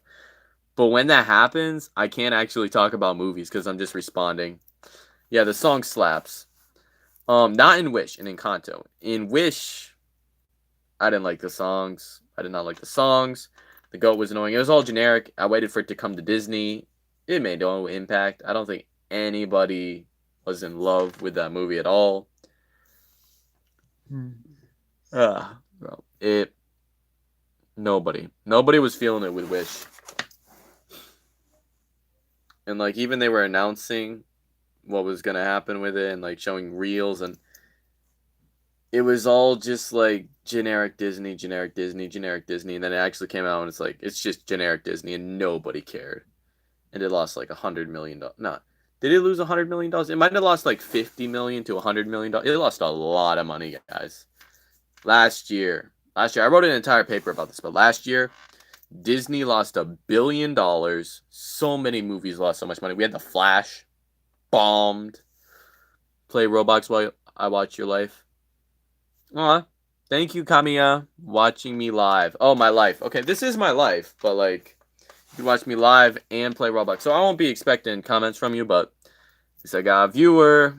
Thank you. That's very nice. That's very kind of you. Thank you. I'm surprised. I'm waiting for my friends to show. Give me a second. I gotta like. Our viewers, no, we didn't. I just left. I had to like tell somebody that I was live. See what happens. I gotta also charge my phone, so that's why it's gonna be on the side. Try to get this looking okay, decent. Okay, I can live with this. Looking freaking crooked for everybody, but like that's okay. It's okay, guys. Maybe it's a vibe. I don't know. So, oh boy. I'm sorry, Nick Cage. 79th place. Good Burger 2. 79th place. Good Burger 2. Now, I watched the first Good Burger because Nick Cage told me to. Nick Cage said, you gotta watch Good Burger 2. And Nicolas Cage apparently likes Good Burger 2. Well, the first Good Burger and Good Burger 2. But, like, the first one, I don't know. There's some appeal to it. I had fun with it. I feel like you'd be really about the good ass of paparazzi because one, you're in New York and a lot of celebrity stuff, and I think you'd enjoy that. Yeah, I think I would enjoy paparazzi, although I don't think I would actually do it. Okay. Not me texting during a live stream. Can you believe that? It's crazy. Should probably leave me with one viewer. See who would be that one. I wonder who it would be if there was one viewer left. I wonder who it would be. Okay, but I feel like I do okay with paparazzi living in New York. Yeah, give me a second.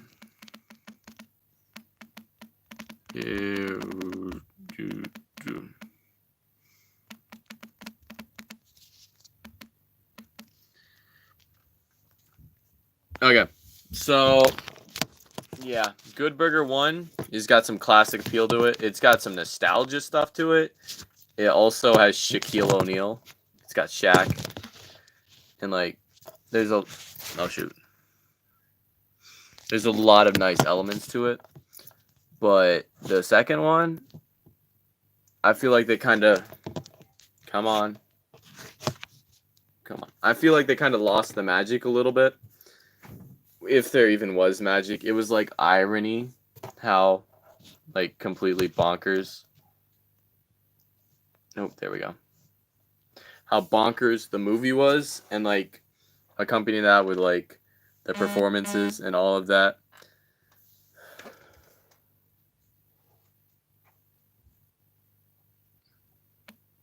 So it missed the mark for me. It was missing the appeal of just shoot my freaking phone. It was missing the spark that the first one had of just ironic enjoyment. This is not good, but I'm gonna have a lot of fun with this. And Good Burger 2 did not have that magic for me. The returning cast, well, the main two guys especially, they didn't have the magic. They were kind of back. They were back, but I don't know. The surrounding film wasn't as good. It was cheaper. Pete Davidson's in it. That's a positive. But other than that, this movie didn't give me all that stuff that I was wanting and desiring of Good Burger, let's go. Welcome to Good Burger. Welcome to Good Burger, home of the Good Burger. Hi, can I take your order? 78. Another Disney one. Let's see what you guys think of this. Indiana Jones and the Dial of Destiny. Or Indiana Jones 5 for normal people. Yeah. Indiana Jones 5. This one was being talked about for a long time. And I remember thinking about it. I was like, okay. Indiana Jones 5. I don't love Indiana Jones, okay?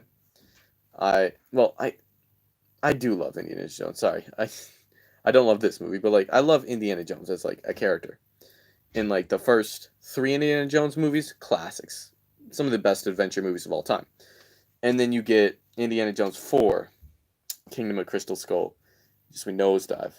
Which I've been saying that with all these. They just plunge, nosedives, negative. We need some up. We'll get there. We'll get there in 3 hours.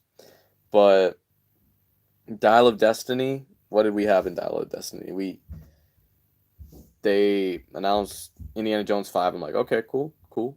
I could live with it. Okay, I'm not high as expectations, but okay. James Mangold, guy behind The Wolverine, Logan, Ford v Ferrari, and Walk the Line. He did Walk the Line. And I was like, okay, I'm good. Thumbs up. I'm ready for that. But it man, oh man, it didn't make it for me. It was a failure as a film, cause Indiana Jones bringing back Harrison Ford, 80-year-old Harrison Ford to play super old Indiana Jones. Sure. But this dude, I felt really bad for how they treated Indiana Jones, especially for older generations. I'm a teen. I'm not super invested in what happens to this amazing character. I care about like Luke Skywalker. I care about like Tony Stark, Spider Man. You know, like I care about characters that I've grown up with. But yeah, Indiana Jones and the Dial of Destiny. I care about Indiana Jones, but like, man, how they did him dirty. This movie 4.75. I gave it a 4.5, so we're close. I don't do 4.75 or 4.25. I don't do 0.25 or 0.75. Not my style. But Dial of Destiny, let's go through it. First off, way too expensive and long. The CGI was lacking. The what's it called? The de-aging of all of the characters did not work. Did not work at all. The de-aging, they have not figured that out. Crystal Skull was so bad. This is worse. This is worse than Crystal Skull for me. Crystal Skull is like a little bit better than this one. Just like how I think Last Crusade is just a little bit better than Raiders of the Lost Ark, okay? But Dial of Destiny, just first off, I hated like the Indiana Jones daughter. They made her like one of the least likable characters I've seen in least likable character in this entire list right here. All the movies that I saw, all 92. I hate her so much. She was horrible. Absolutely horrendous. And then I need to get some coffee or something. Yikes. All the returning cast was kind of lackluster. It's cool to see like Puss in Boots in this, but like, man, how it ends with the Dial of Destiny and Indiana Jones having it and just going back in time and not letting Indiana Jones live his adventure and just let him be an old man. Kinda, if you think about, destroys the entire movie because why would we even care to go back and see Indiana Jones if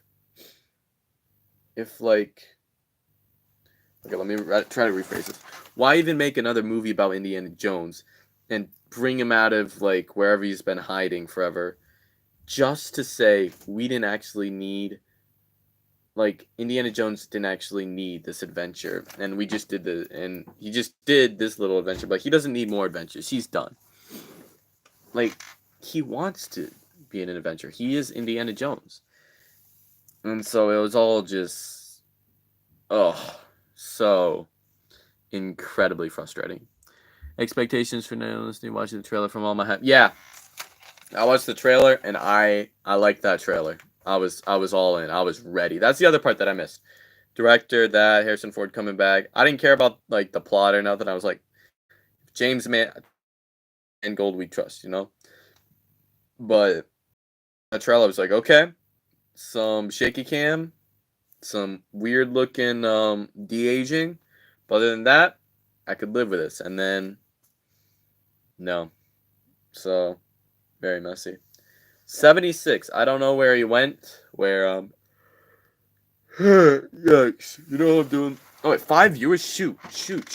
How do we jump up to 5? That makes sense. Forgot. 70. We're down to 4 again.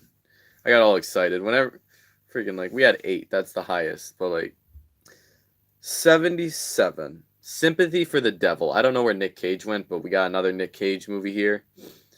Sympathy for the Devil. Sympathy for the Devil is a Nick Cage movie about this guy who like his daughter is gonna give birth. No, not his daughter. His wife's giving birth, and he's got to like meet the kid.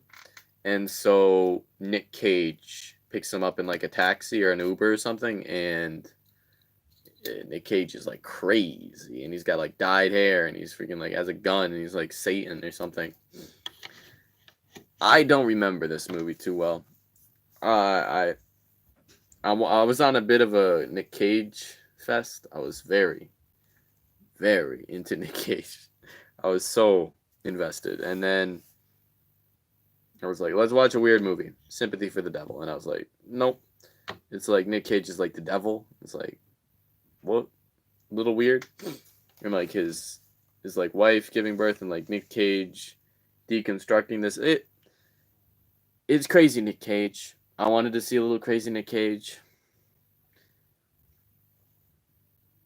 Didn't have any substance. It's not kind of fell apart in the final 15 minutes. There's some stuff that just doesn't really line up too well, and it would be a nice little simple 6 out of 10 effective, but a little not too great for me cute story, but no, it wasn't that. It kind of fell apart. Okay, guys. Shoot, we're at 76. We're at an hour and 35 minutes in. I'm gonna make some soda, cause like, wait, 5 viewers. Wow, you guys will leave. Just you wait. Oh wait, shoot. Yo! I saw that.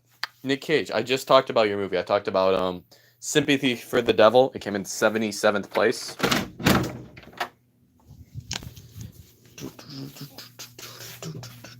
So like, I don't know, Nick Cage, popular movie. Oh shoot. Popular, bro. 5 viewers. Let's see.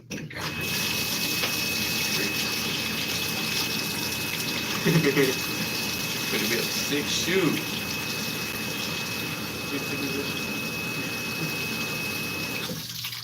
Yo, this is when I get all the views and I'm actually standing up and doing something instead of when I'm not doing nothing. You're drinking shower water? Okay, here's the thing. Shower water for me. Wait, what? Give me a second. 6 freaking viewers.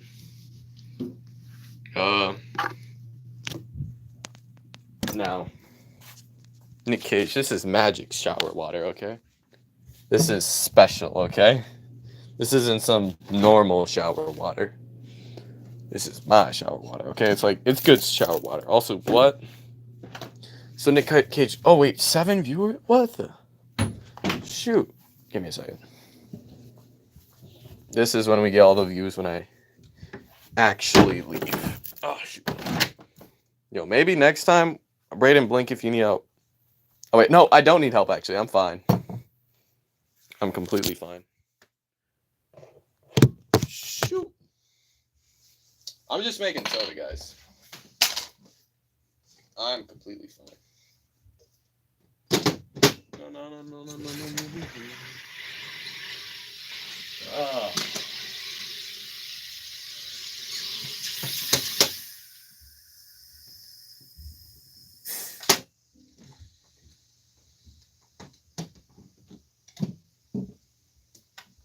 Yo. So, carbonated water. Look at this. It's freaking carbonated. How crisp is that, guys? Carbonated water. Look at it keep going. It keeps going. Freaking awesome. And then we have soda. Also, shower water.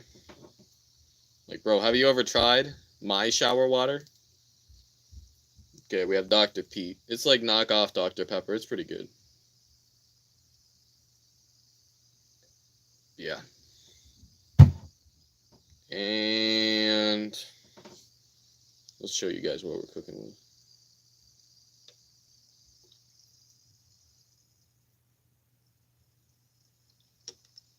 There we go. Okay. Here we go.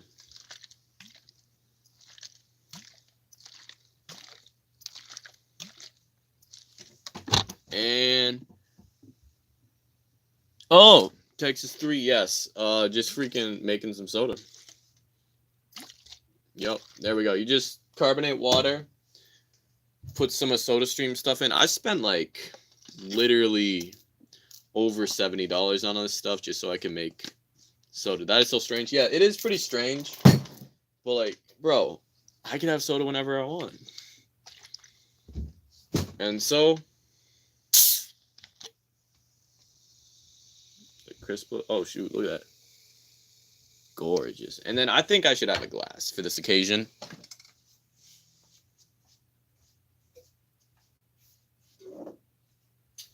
Yep.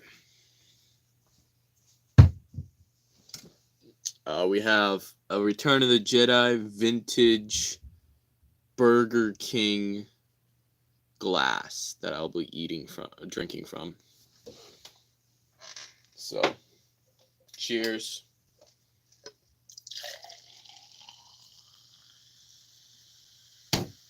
Yeah.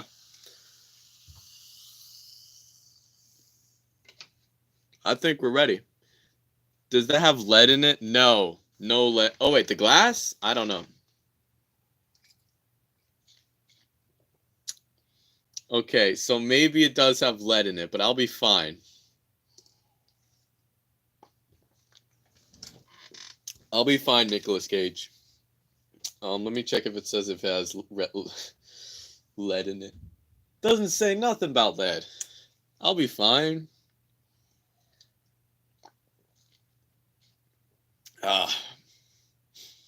Does it matter if it has lead in it?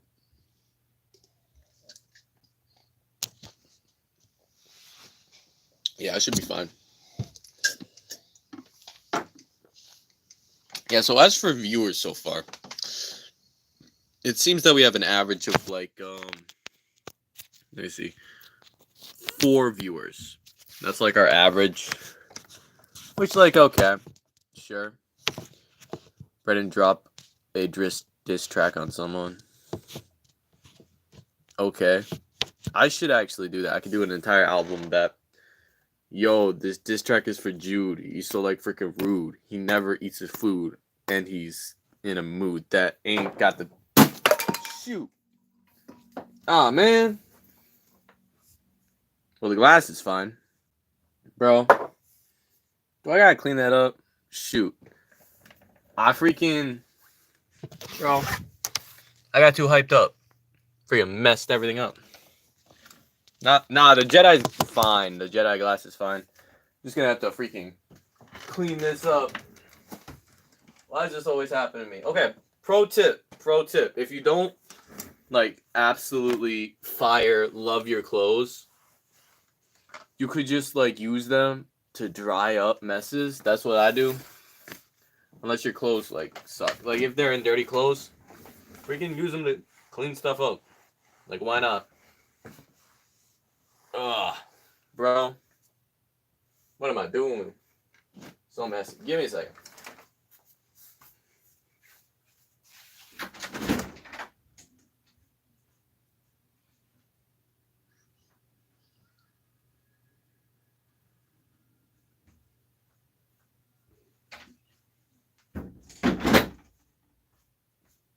Bro. Why does this always happen to me? Ugh. At least it fell on the bottom shelf. I don't really care about these books. You know? Brayden, it won't let me tell you to. Self. Oh, wait. Before that dies. Oh, wait. Ah. Is that Nathaniel? Nathaniel.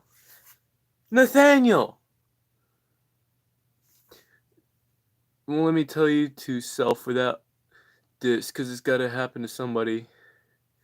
Kill myself. Oh, wait, you can't tell me to kill myself?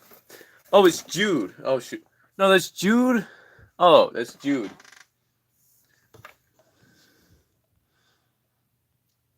Brayden, won't let me to tell you to self for that. Kill myself.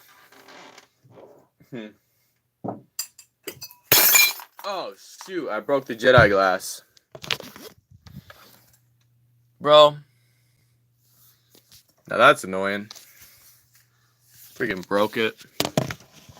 Disgusting. That's annoying. Ah, I really like this glass. It was like dope when we had it. Like, bro, I shouldn't have gotten a glass. Like, and final thing of the story, I should not have gotten the glass. This is Jude. You showed up, Jude, and as soon as you show up, it's all Jude's fault.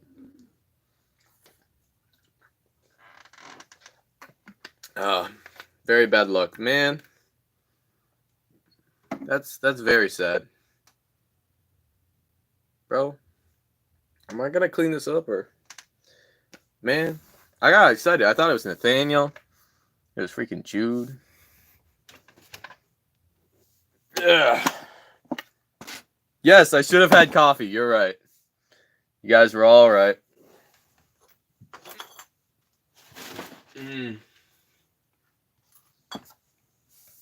What have I done? Let me just show you what we're dealing with. Freaking. Look at that. Look at all that. Coffee was the way to go. I think I'm telling you guys why you should not get the coffee. Don't get a coffee maker or nothing. Don't do that. I mean, a soda maker. Because you'll just break your glass. It won't work out, guys. Trust. I've lived this. It doesn't work, apparently. Man. That's so unfortunate. Like, come on. Look. Freaking. Broke a glass. On stream?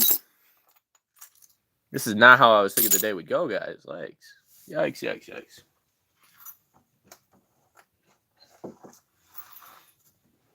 I like how the views are all still here. Like, I have some of the most viewers that I've ever had, and I'm not even talking about movies. You would have cried? Here's the problem. This was my favorite glass. I got this for Christmas. Like, this is my favorite glass that I have. I'm not crying, though. It'll be okay. I don't know. At least I got a memory attached to it. It was freaking Jude's fault. You killed my glass, Jude. Ugh. Oh, shoot. Got some glass in my hand. You know what? Maybe now's not the best time to clean up all this. Maybe not. Oh, wait, 8 viewers. Shoot. Man. Bro, 8 viewers. Why? How? Maybe now that I broke the glass, and like it's okay. You got done playing Roblox. Guess what happened, girl? I broke a glass, a vintage Return of the Jedi glass.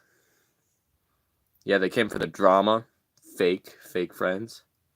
But like, look at this. So dope. I break a glass and everybody shows up. It's kind of awesome. Kind of awesome, you know? That's freaking dope. Yeah, I know. And you know why? Because I freaking... Here's what happened. To put it in context. I made some soda. I put the glass right here. I freaking turned my chair as I was doing a diss track for somebody in the comments because another person asked me to. Broke it. And then the person I was doing the diss track to showed up for it. So...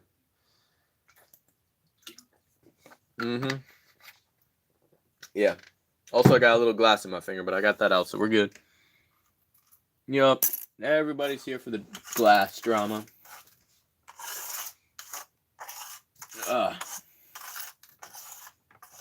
Okay. So, that happened. Oh, wait, down to 4 viewers. Shoot. On the bright side, at least somebody else's vintage Return of the Jedi... Yes! Somebody else's vintage Return of the Jedi glass is now worth more. Because there's one less on the planet. That's pretty awesome, actually. That's a good thought right there. That's positive thinking. That's how we think. Good, guys. Yeah, I like this guy.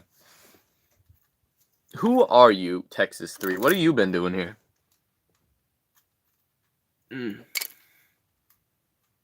Best case scenario, Texas 3, your name is Liam. And you're like somebody from Texas that I've heard of. But I don't think you're that. The type of person. Yeah, the 2023 movie reviewing thing. The ranking. Like, what? We were here for a ranking, guys? Yeah, it's kind of gone.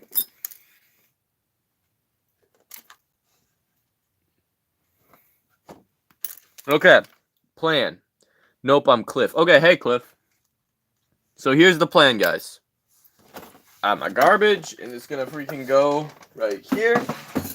No more glass for me today. I'm going to vacuum that up when the stream is done, okay? But, like, bro, man. Cliff, why are you watching me?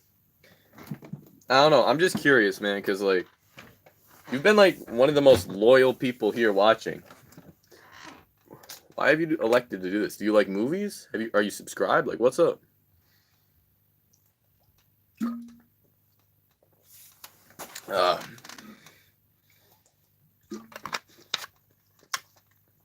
Okay. Huh. Where were we before all that drama? 76th place. 76. This one's disappointing. I gave this movie an 8 out of 10 the first time I saw it. 76. Rebel Moon Part 1, Child of Fire. Now, Rebel Moon was one of my most anticipated movies of 2023 going into it. And why? It's directed by Zack Snyder. He called it like, this is my Star Wars. And the photos look so dope, bro. For the movie, it freaking looked amazing. Like, they had a lot of practical effects, just a bunch of practical stuff, practical sets, practical effects. And it was essentially Zack Snyder's Star Wars. Now, the movie is supposed to be like 4 parts. It's supposed to be this big deal. This is the first part, and it came out, and nobody liked it. Nobody really liked it. And the people that did like it, they kind of knew their flaws. Now, here's the problem with Rebel Moon. Originally, Rebel Moon was supposed to be like this R-rated thing. It was supposed to be like generic sci-fi that's R-rated and like different, because you don't usually get R-rated sci-fi too much in like the like Star Wars sense. And so Zack Snyder did it with Netflix. He's like, yo, I want to do R-rated Star Wars. They're like, oh, awesome. But how about you make PG-13 version of it so that, you know, we could have people actually watch it and like more views and stuff. And then we could have 2 versions. And you're Zack Snyder. You have like 2 versions of everything.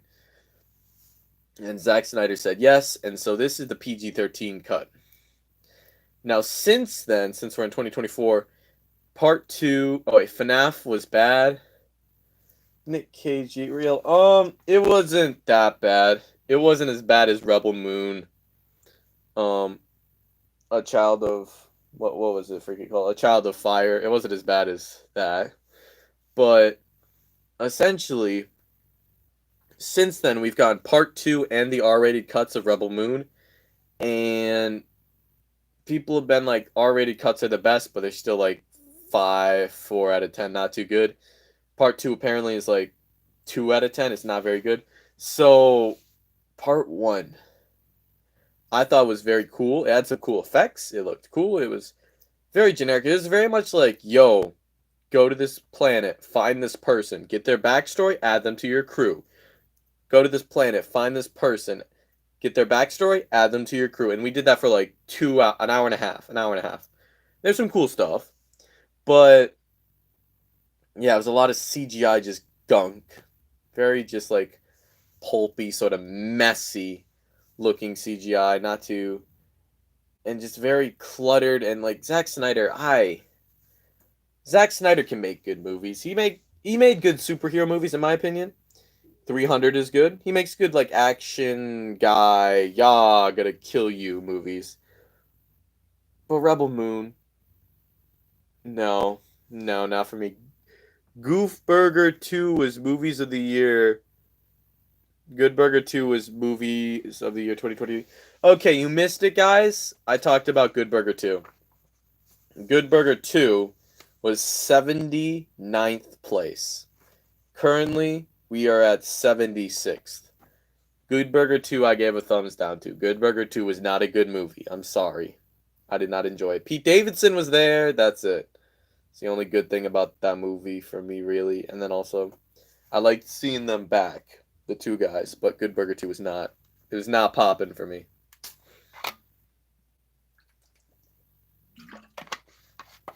I think, what else we got? So Rebel Moon, generic. The ending, it didn't feel like we went anywhere by the end of the movie. I did not have that great of a time. Characters, very generic. Like everything that I was looking forward to sort of fell apart. Anthony Hopkins robot. So generic. It came out of nowhere, just like fell apart. Did not like the action. Kind of generic, kind of CGI, gunky, messy. And so the first time I saw it, I think I was like, is that a 7 or an 8? And then I thought about it a bit more. I'm like, bro, that movie was not a 7 or an 8. That movie was bad. And so I was like, okay, 5. And then it went down to like a 4. And now we have it at like a 4.5. So, like, yeah, Rebel Moon Part 1. Not looking forward to the rest of the Rebel Moons. Feel bad for Zack Snyder, but he was dumb enough to like sign the deal and come up with it. So I feel bad that this movie exists. This is annoying because I was really looking forward to it. It was like top 10 most anticipated of the year. Okay, we made it to the 5 out of 10s. Okay, guys, 5 out of 10s. 75th place, Murder Mystery 2. If we have a mom in the stream, then they're probably gonna recognize this. This is Sandra Bullock. No, is that her name? Sandra Bullock? Jennifer. What's her name? Jennifer Anderson? Yeah, I think it's Jennifer Anderson and Adam Sandler. Okay, so no, Murder Mystery 2. More of the same. Is it better than the first? I think so. I don't really care. I don't really care for either one too much. It's like generic, stupid Adam Sandler, funny, haha stuff that I do not love, and it's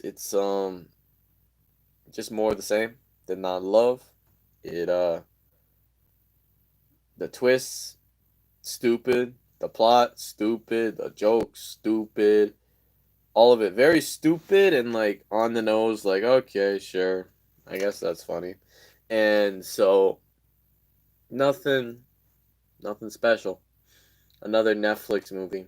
There's so many on here. 0 viewers. Shoot, I'm alone. No. Wait, 1 viewer. We're back.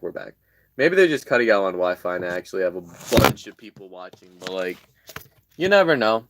Oh, shoot. Could have a ton of people watching right now. For sure. This could be, like, on live news. This is, like, the most popular movie thing right going on right now, maybe. 1 view. Yes. 1 viewer. Thank you, 1 viewer. It's probably like 5. Okay. 74.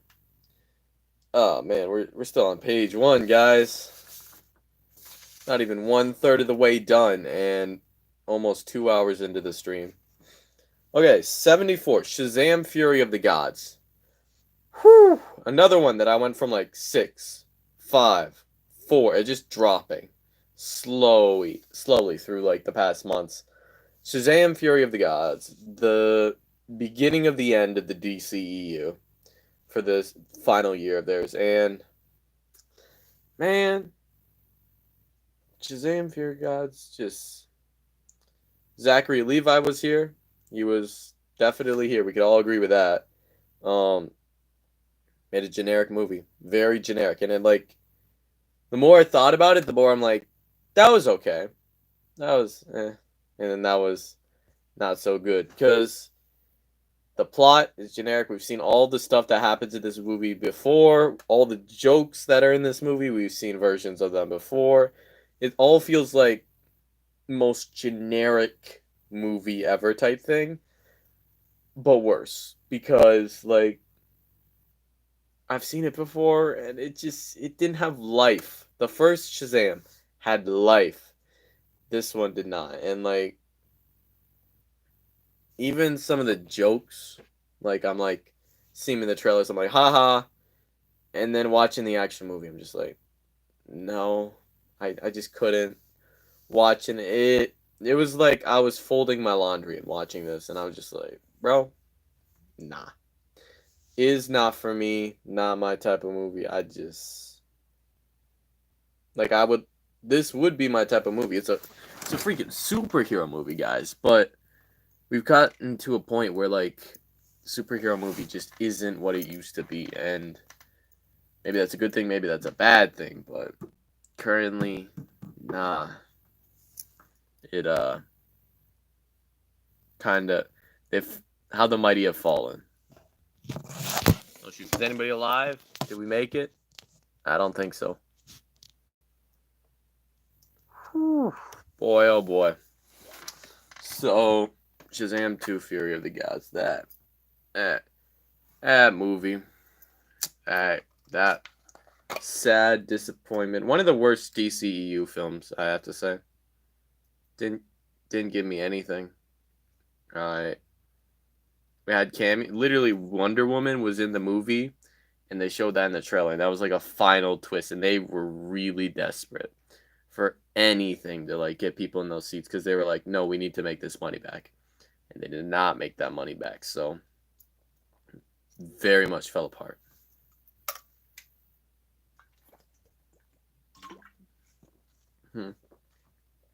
Man.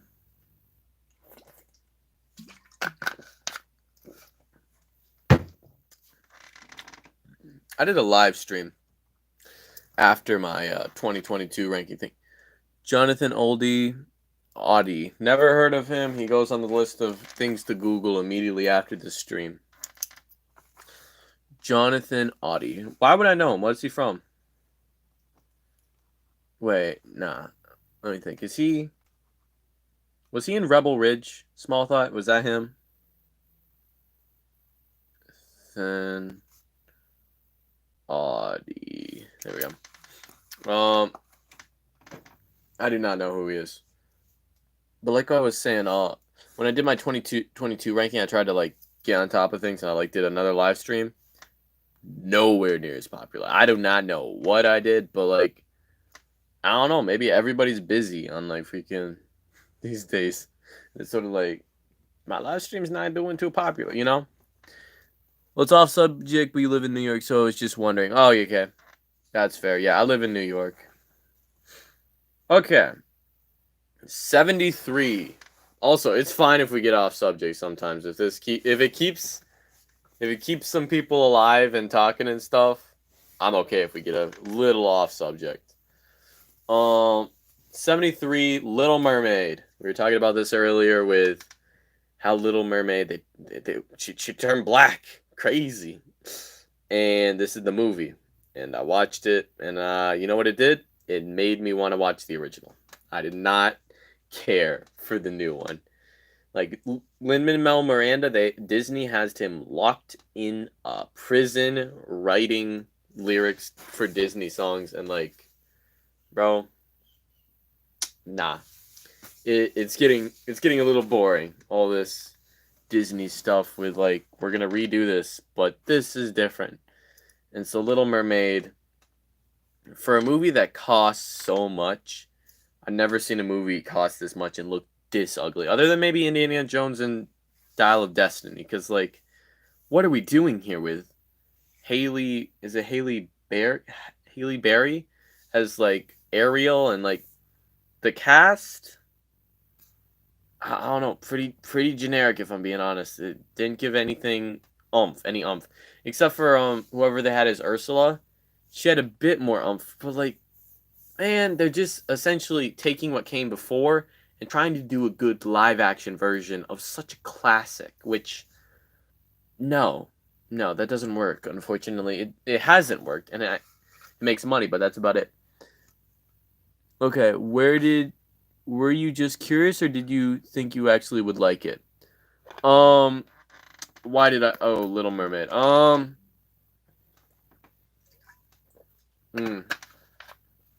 I was curious. The reason why I watch a bunch of these movies is essentially to make it on this list, which I don't know how popular this is gonna be, but like, I wanted to see it. It's a new Disney live action remake. Like if they were doing when they redid Lady and the Tramp, I did not need to re-see that, but like the new Mufasa movie, I'm gonna see that. It's not just curiosity, because I might know it's bad. I know all the stuff. I know the reviews, but I still got to see it for myself. Come on, man, live life a little. So, yeah, I was curious. I did not think that I was gonna like it. There's a lot of talk of it becoming like $1 billion movie because like Lion King, Aladdin, all these different movies made like so much money, bucket loads of money. Little Mermaid bombed, made no money. And so I was curious. I was wondering what's happening with this movie, this Little Mermaid movie. What's going on? How's it going to be? And yeah, I kind of forced my sisters to watch it with me. They did not like it, and just bro, bad movie, bad doo-doo movie. We did not good. Made me want to watch the original. And since it's coming off of something that I love, I'm a little biased. I like a little bit more than like if this was just an original thing that kind of sucked. I'd be like, wow, they had some really good themes in there, or like good songs. But like it's all already taken, so it isn't fresh. There's nothing fresh here. The only fresh thing is how ugly it is. So that's my thoughts on Little Mermaid. I remember even talking with my friends. They're like, black Ariel. They're like, we don't need that. Nobody needs that. But nobody wants to say that we don't need that because they would be racist. So there's that. 72. Oh, Marvel. We get to talk about our first Marvel movie. 72. The Marvels. Oh boy, the Marvels. Freaking. I remember when the posters and stuff came out for this, nobody was like, it's going to be so good. One of the main draws to the movie, they were like, okay, director of Candyman. That did not appeal me at all. I'm like, Candyman? The movie that I didn't watch? I'm like, awesome. That'll make me want to watch your Marvel movie, but the MCU, man, fell off. And this was just another testament to that. Nobody saw this movie. This movie made like no money at all. Nobody watched it. It made no money. And like it's fun. It's kind of fun. It's a 5 out of 10 fun. The thing is like I watched Secret Invasion and then I watched this and it's like in Secret Invasion, Nick Fury like he goes through a lot. His wife dies. He like comes from space and he goes back to space and like there's a lot of character work on him. None of that is in this movie. And then it felt like the Marvels was essentially watch Miss Marvel for 8 episodes, entire season, watch Captain Marvel, watch WandaVision, and maybe watch Secret Invasion. Maybe. That's a little separate. That's a little separate from these. You tell me I have to watch 2 to 3 shows and a movie to understand one movie that's a 5 out of 10. No. I watched all of it because I'm crazy. I'm an MCU fan. I got freaking Funko Pop. I got freaking like MCU. We have Magneto, Captain America, Iron Man. We have like Hulk. We have MCU people all right there. But like I'll watch that. But man, it was fun. It had fun concepts. It has fun ideas. It steals its plot from Spaceballs. And Miss Marvel is pretty great, but it's boring. It's lacking. It's a little fun, but bro. I think it's better than the first Captain Marvel. I think it's better than Secret Invasion easily.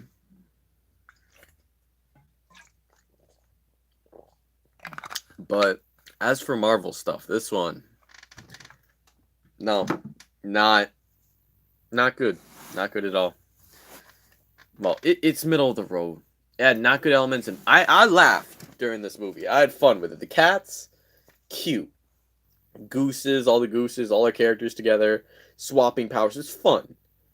But it has, like, one of the most forgettable villains in the entire MCU. It has... Oh, man. Just some generic, average MCU storytelling, which I'm getting tired of at this point. And it just feels like a one-off. Even though it's putting all this stuff together, it just feels like, yeah, we did that. And they couldn't make Captain Marvel 2 because nobody would watch it. Even though the first Captain Marvel made $1 billion, nobody would watch the second one because of Brie Larson and all this stuff, so they had to push together all these characters, and man, another flop for Marvel. Although I think it is a little overhated. It isn't horrible, okay? 71. Dark Pale. Jim Gaffigan, Dark Pale. This is just a comedy special. I'll just breeze through this one. Comedy specials. It's very much like, did I laugh? Did I not laugh? That's as simple as it is. If they tell a story, I can appreciate that. But this one, it was just Jim Gaffigan. I've seen all his comedy specials. I went through all of them for some reason. I don't know why. I was bored. I like that. I have like everything that I have to watch, everything that I just so happen to watch, everything that I need to watch and is on the watch list. And then I have the things that I don't really have to see, but they're short, they're fun, they're sweet, they entertain me, and I like them. And that was the Jim Gaffigan comedies. That's the other comedies that are on this list.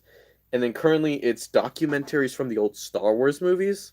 I'm watching all of them, so like yeah, that just in the background. So that's where Dark Pale came in. I watched it for had one of my birthday things. I think I had some friends up last year and watched it with them. I think it's the worst Jim Gaffigan comedy special. 5 out of 10. Didn't laugh too much. A lot of diarrhea jokes. He repeated too much stuff. It got annoying.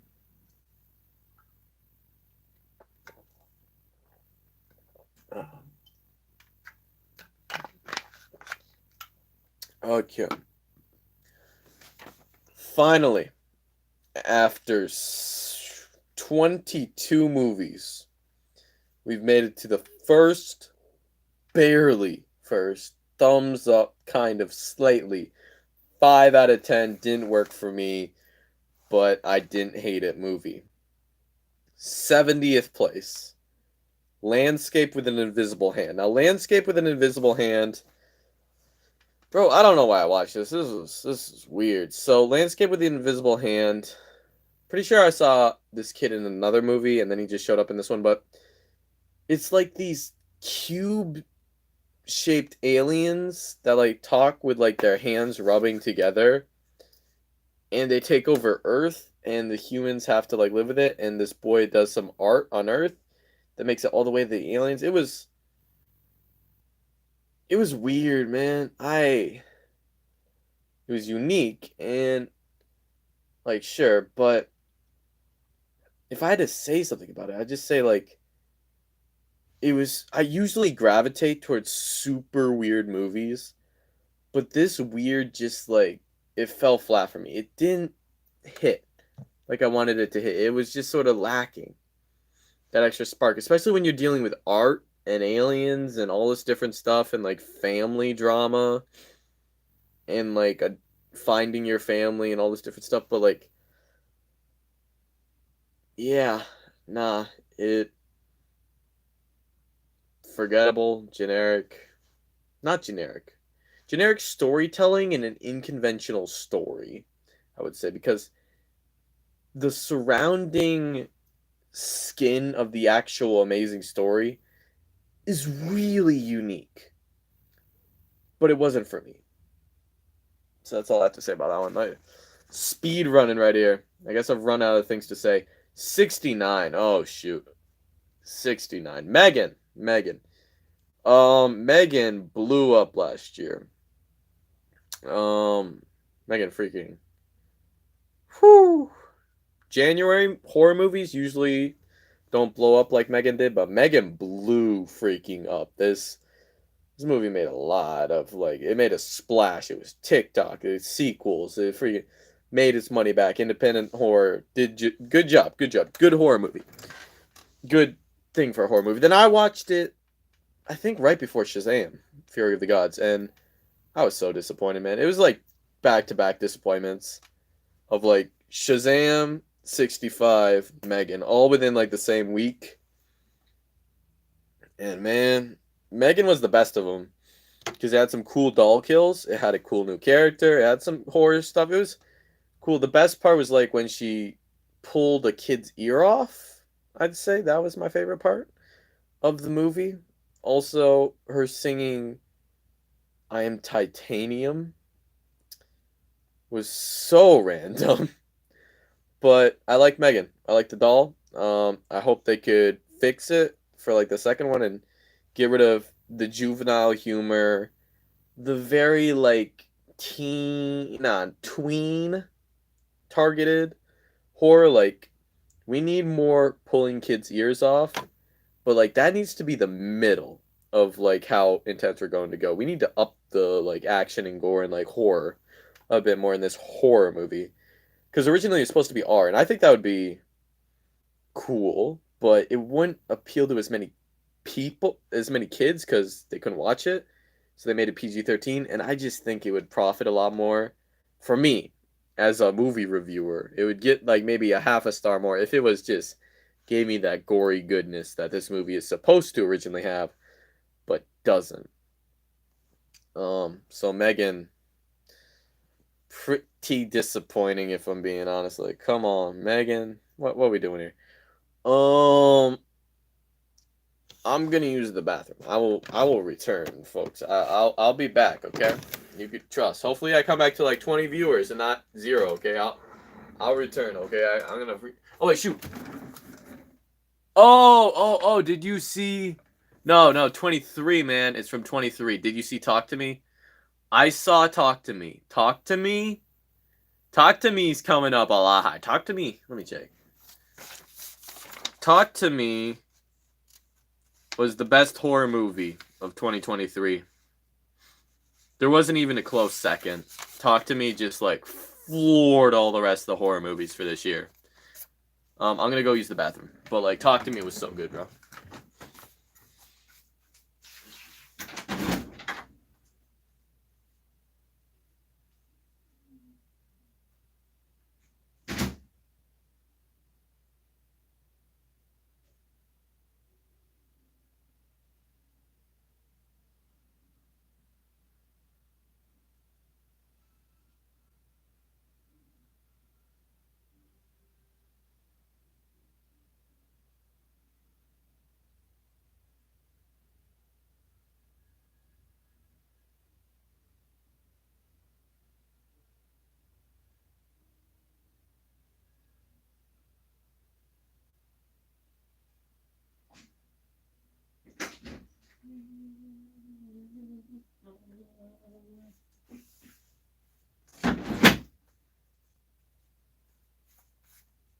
I'm back.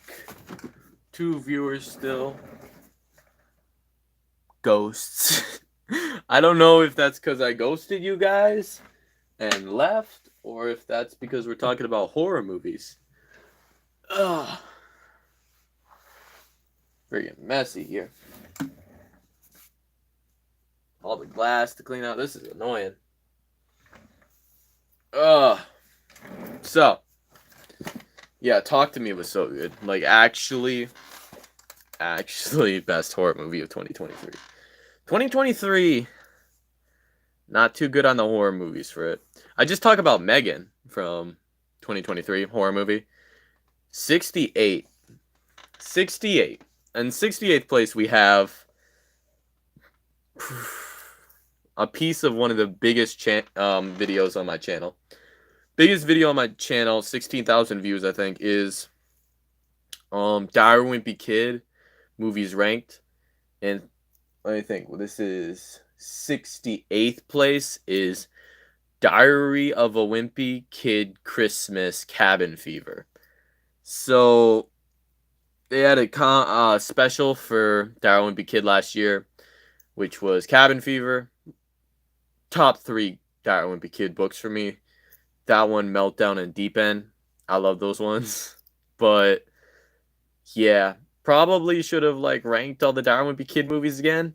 But at the time, I don't think I had good grip on YouTube, so I wasn't really doing too much.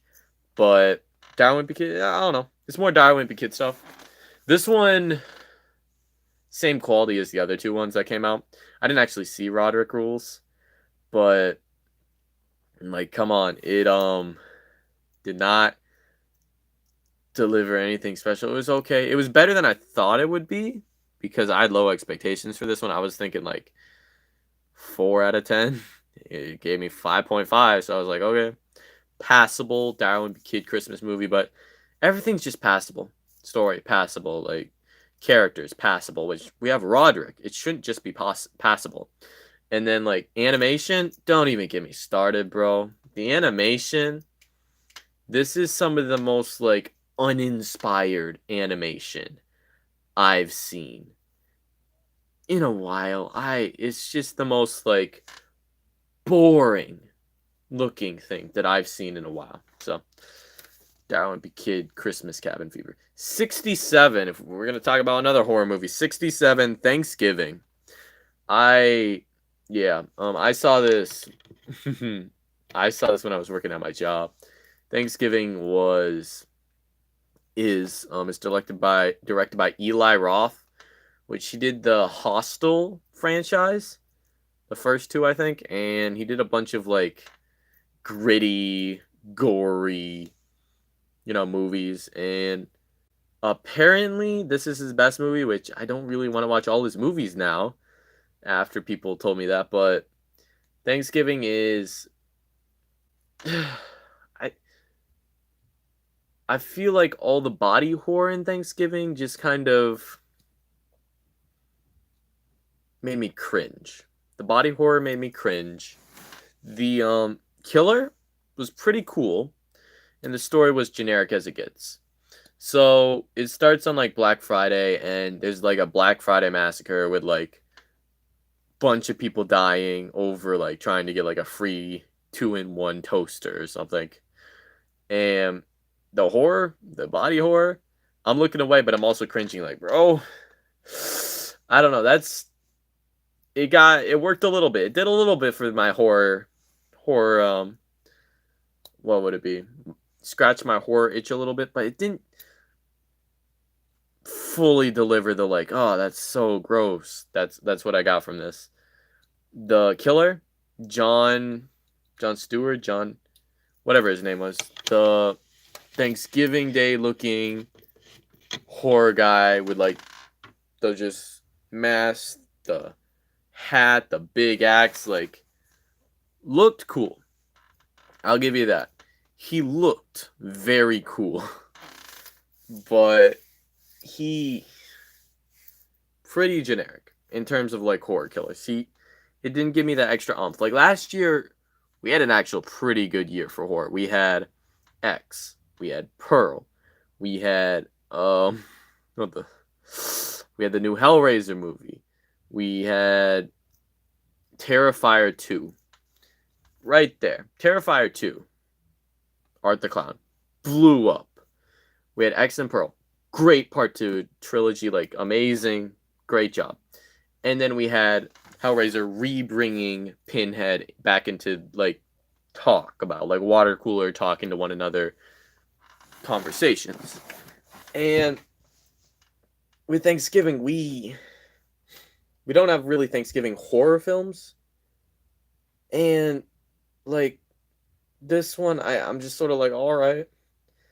Like I didn't need it. And I got it and I was like, okay. Is there going to be a sequel? Yeah, there is. Am I going to watch it? Yeah, I'll watch it. Am I enthused? No. I was hoping it would be like, I'd be like, this is so awesome and gross and gory, and it's got it, but like, it was distasteful, I would say. For me, I don't know. I didn't get a kick being like, whoa! Nah.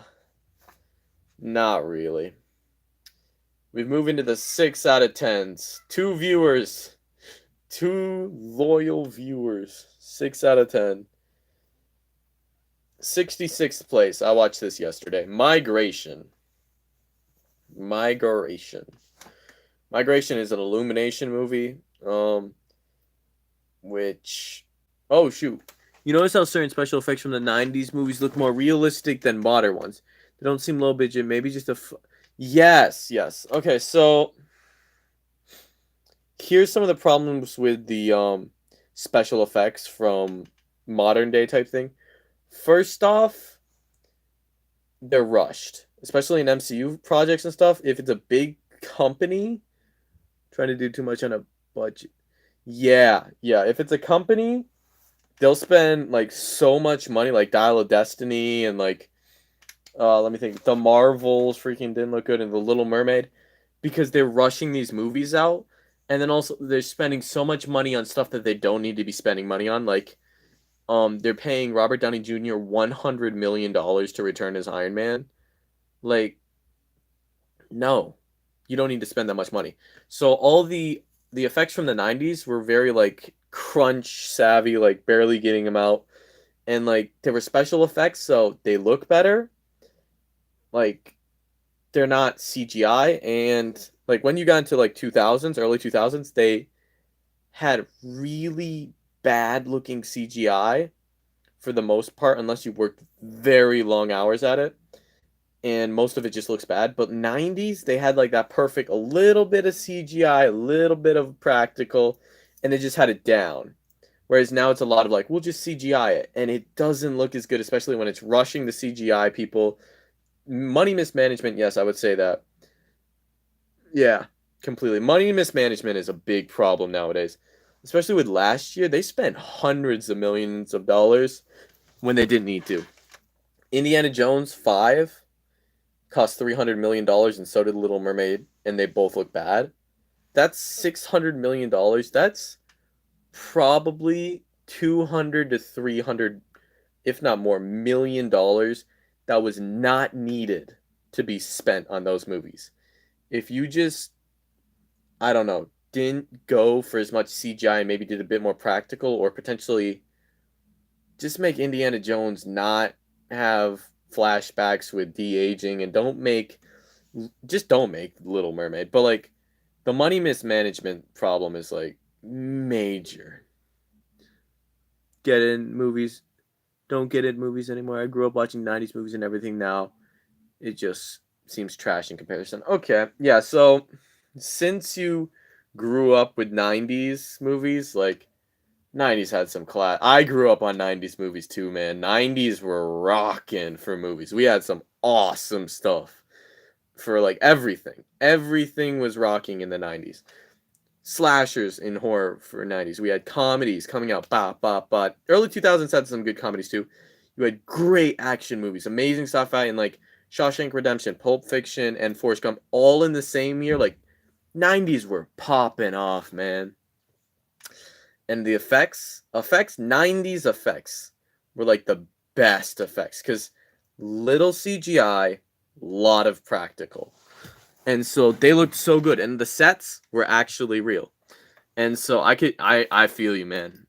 In the 2020s, we have some really good movies here and there, but we're lacking some of the like effects. Some of the special effects and stuff just don't look as good.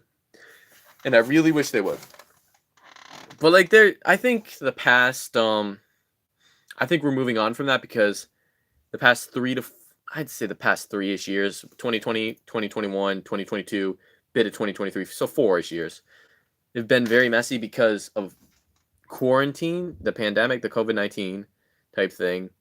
There was a writer's strike, and there was I'm pretty sure an actor strike, and then also what was the other thing? Then also everything got reshuffled, and so it was a big mess. Nobody could work, and all this stuff got so messed up, and that's why I've gotten just like trash looking CGI in the past 4 years. But we've gotten out of that, and I'm pretty sure like 2024 we're kind of smooth sailing. Like things are going better. I noticed that with Marvel and Star Wars, it was looking horrible, but like we're getting a little better. Migration 66, yeah. Migration, cute bird movie. I was considering, I'm like, I could hate on this movie. I could give it like a 4. I could not care. I cared enough. It was okay. It was a cute little movie about some birds migrating, and I had fun with it. I watched it with my little brothers. Danny DeVito's in it. Aquafina's in it. Aquafina wasn't annoying this time. Big surprise. I was watching it, I'm like, I don't like Kung Fu Panda 4 as much as this. And I was like, Kung Fu Panda 4 got worse from me watching Migration. So if you come back next year in 2025 and Kung Fu Panda 4 is doing bad, then with more episodes I couldn't Because of the strike, I remember that. Yeah. So the strike really killed stuff. Sylvester Stallone and Tusk looking. I see what you're watching, bro. Texas 3, you're watching a lot of gangsta stuff. Good for you. But I like Sylvester Stallone a lot, but supposed to come out with more episodes, but couldn't because of the strike. Yeah, that's unfortunate. Because that happened. A bunch of Marvel stuff got delayed. Like, pretty much anything that wasn't, like, independent filmmaker got sort of pushed, like, to a year or two. And we're still in the sort of not too great corporate gunk, especially Illumination. Illumination just, well, nah, they don't know how to make any movies. They made like under 5 good movies, I think. I would say maybe 3 that I just even give like a, it was okay too.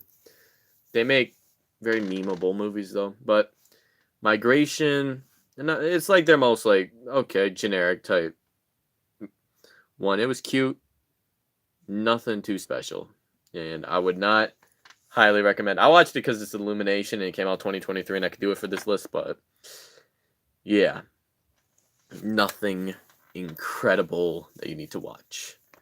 Ant-Man and the Wasp: Quantumania, number 65. I'm done with a page, guys. Done with a whole freaking page. 2.5 hours in, whole page. We could get this done in 7.5 hours. So that means we have 5 hours left, which means I'll be done by 9:30. Shoot. Not the greatest. But Ant-Man and the Wasp: Quantumania. Ant-Man 3. Oh, the hype surrounding this one. I actually have 2 of the Funko Pops. I have Kang and MODOK from this movie, but the hype surrounding this movie, like, I was getting ready for this movie. I'm like, Kang is here. We're gonna have freaking MODOK. I'm like, yes, that'll be cool. Ant-Man movies, I'm like, we're 2 for 2. 2 good ones. I'm ready. And what did we get, guys? We got the worst Ant-Man movie. We got bottom 8, probably, MCU movies with Quantumania. We had a lackluster Kang. We had a disappointing Ant-Man. We had a generic movie that nobody was like, this is exactly what I wanted. I remember my stepbrother saw this in theaters and he was like, it's actually pretty good. It's not great or anything. It's like an 8 out of 10. It's good. He's like, I had fun with it. It's a little weird. I was like, okay. And when I finally saw it, it's like I blacked out or something. I do not remember when I saw this movie, but when I did, just bro, freaking MODOK looking so weird. Kang was the best part. Everybody agreed Kang's the best part. Bill Murray's in this movie. Nobody is remembering Bill Murray. That guy was generic as it gets in this movie. And then I really like the trailers were teasing.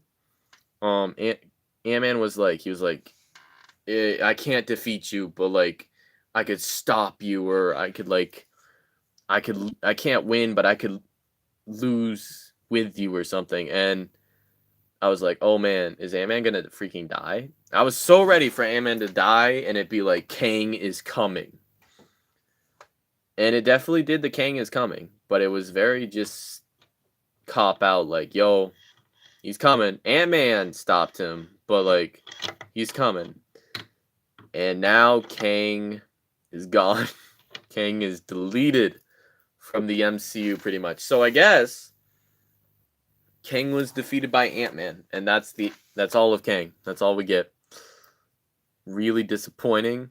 I was really looking forward to seeing Kang.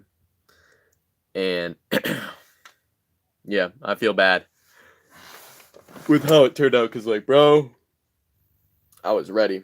I was ready for a new era, and the new era did not work out. Disappointing. I don't think I might never see Ant-Man and the Wasp: Quantumania again. Oh, I probably will once, but like, I'm not gonna see it again, probably, guys. It's just another generic movie. 64. The Creator. Now, The Creator, I was potentially gonna see this movie in theaters, guys. I was came out in September. It was right before my birthday. I was like, should I see The Creator in theaters?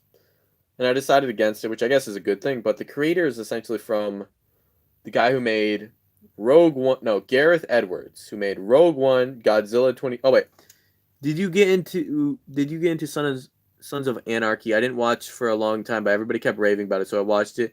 I actually saved the quote when he was reading out of Genesis. Sons of Anarchy. Another thing I had to look up. I have never heard of Sons of Anarchy. Of what I'm getting from you, Texas 3, is that you really like shows. Because we have, you said The Fourth Kind, El Señor de los Cielos, Jonathan Odie, who I don't know who that is, and then the Sons of Anarchy. A lot of shows. And like, bro, I like shows, but I don't watch that many shows. I haven't heard of it before, which is unfortunate because I don't know. 3 people watching me right now, so like I was hoping that I knew what you was talking about. Sorry, man. Good thing that you got a quote though. Movies have got some great quotes in them. The Creator. So essentially, The Creator is like there's a bunch of AI, and then there's the humans, and the AI are taking over, and the humans have to like defend themselves. And it culminates with like there's this kid that the humans are supposed to kill, and like the robots don't. No, the humans are supposed to kill, and the robots are like, no, this is like our king or whatever, or like this is gonna save us. And the kid is like, he's like human but also robot. And the thing that people were talking about, they're like, it's a beautiful movie, and I fully agree with that. But other than that, it didn't really do too much. Lions. Let me get this right. Scream my mommy. Okay. Do I really want to? Who, bro? Weird. Like, I don't know. It's some stuff. Scream my mommy. Okay. Might as well. Am I gonna cop out? I think I'm gonna cop out for this one. I'll leave that one alone, Lions. I'm sorry, bro. I'm not. Freaking leave. I don't care. Sorry, man. I'm leaving that one alone. I'm here to talk about movies. Speaking of which, in The Creator. So, The Creator looks gorgeous, guys. It came out, I don't know, good time. Wait, what? Kamiya is back? Hey, y'all. Why is everybody coming back at the same time? Yikes, guys. Hi. That's awesome. Hi, everybody. Wait, Nikki, do you know her? Bro, that's... Man, everybody's coming back. Oh, wait, we lost somebody. Never mind. Oh, finally. But The Creator, it looks gorgeous. It's Gareth Edwards. If I had to rank his movies, it would be Rogue One, easily. Creator, and then Godzilla. No, he do not. Okay. Okay, yeah. Don't know each other. Cool. But you're friends. We both know me. Good old me. So The Creator looks gorgeous. The dude Gareth Edwards makes really good. Yeah. Nikki's a girl. Gareth Edwards makes really good looking movies that story-wise are lacking, unless it's Star Wars. So that. Oh wait, that's a girl. Okay, that's a girl. 63. Inside. Now, one of my favorite movies is Bo Burnham's Inside. This is Inside starring Willem Dafoe. Willem Dafoe. I love me some Willem Dafoe. I love Willem Dafoe. That is one of my favorite actors. But in this particular movie, he gives a great performance, but everything else in the movie was kind of lackluster. Essentially, Inside is this art thief is going to steal from this dude, this like millionaire, and he gets trapped inside the dude's house, and so he has to survive. And so he like finds food to eat and he like plants, and it's very gross and slow pace, crazy slow pace. Like the pace is like so incredibly just like, we're barely moving. And so inside, I watched it for Willem Dafoe. My guy delivered, but everything around Willem Dafoe was just sort of no, not for me. 62, Blue Beetle, another DCEU film. This one, what are we in the 5? No, this is 6 out of 10. Now Blue Beetle was I don't know. When I first saw it, I was like, okay, that's a 7. The more I thought about it, the more I'm like, CGI ending, good looking suit, like the family message, and the family dynamic, but generic superhero type thing. Kinda in the same genre as like Spider-Man and Miss Marvel, like family and superhero, and nah. It didn't go. It didn't click. It didn't it didn't hit. And I wish that it did, because I love me. Let me think, what's the dude's name? Miguel from Cobra Kai. I love that guy. But this movie, not like, a lot of people loved it, and so he's gonna be in the DCU. But as for me, I got to this one and it was kind of the same thing as like Black Adam. I'm like, I didn't have to see that. That didn't have to exist. And that's what I thought about it. There's some, I don't know, fun characters, there's some fun moments, but overall, just kind of not, like, I've seen it before, and I'll see it again, and they'll keep coming out, and they'll keep bombing, and they'll stop making them, or they'll keep making a little bit of money, and we'll keep getting them. 61, finally, we've made it. FNAF, Five Nights at Freddy's. 6 out of 10. First time I saw it, I'm pretty sure I gave it like a 7. Same thing as Blue Beetle. They both were like that, and they both went down.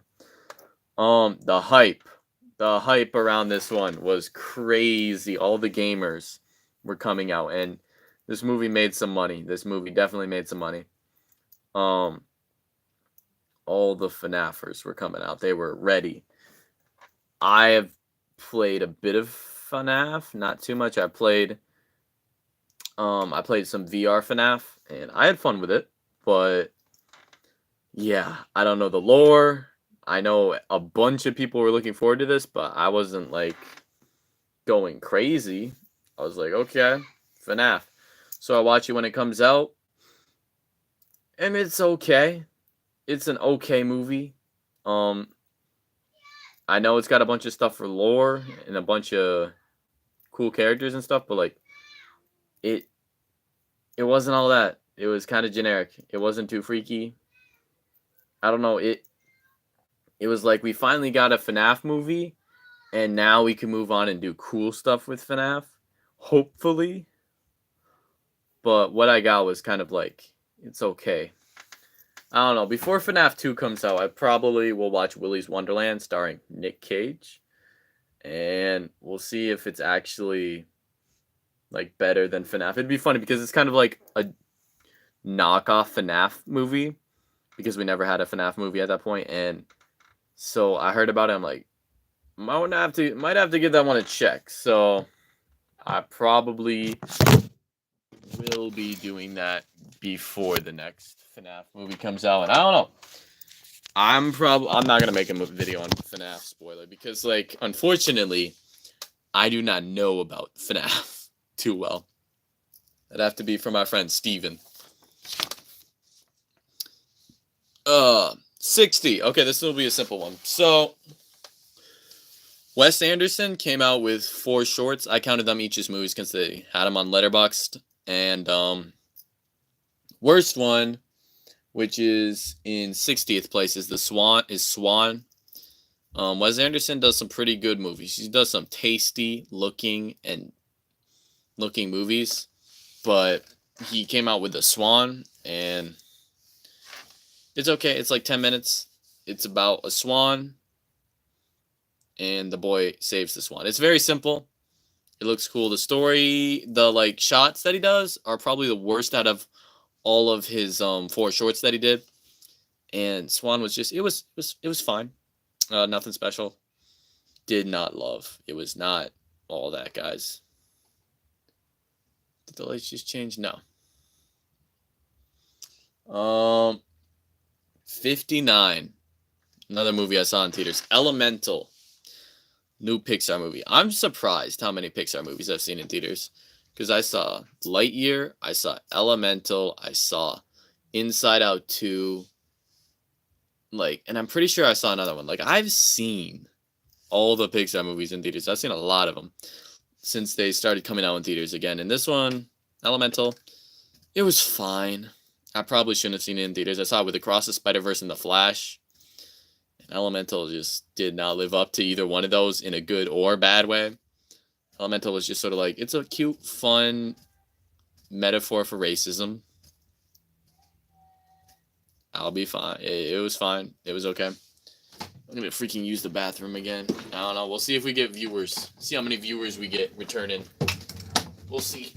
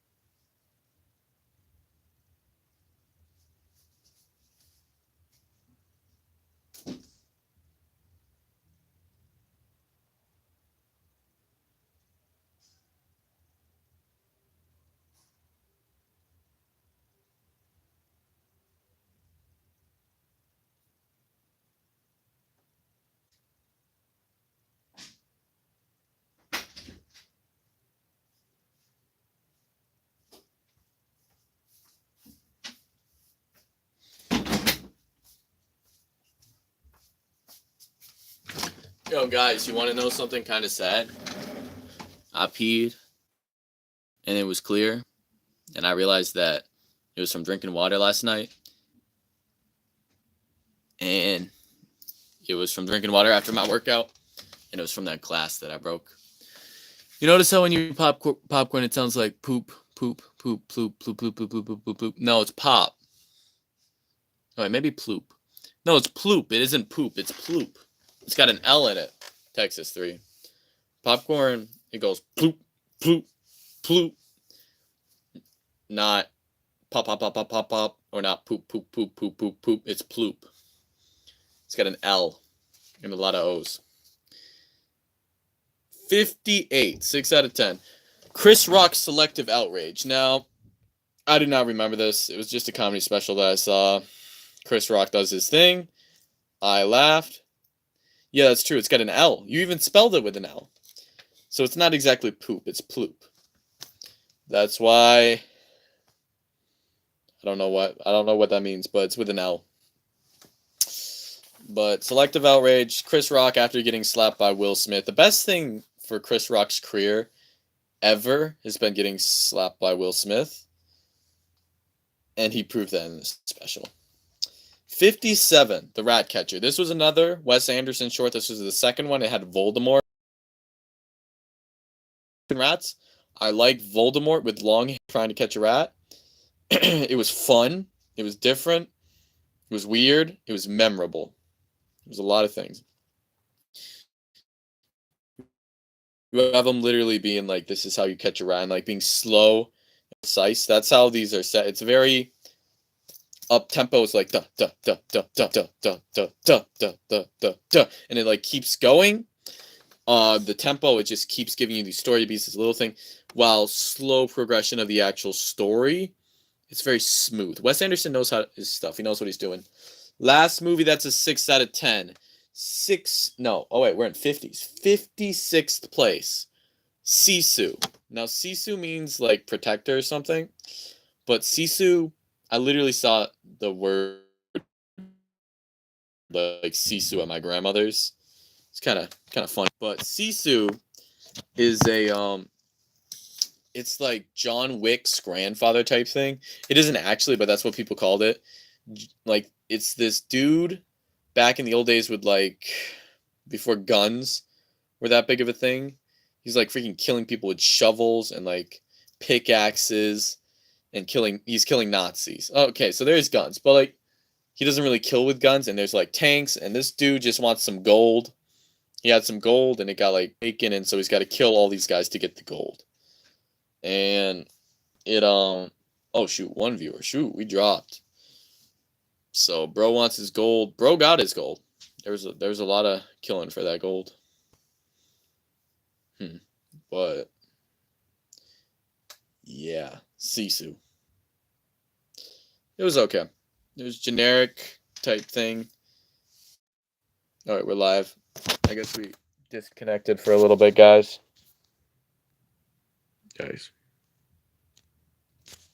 Man, what could I freaking grab the phone for a little bit?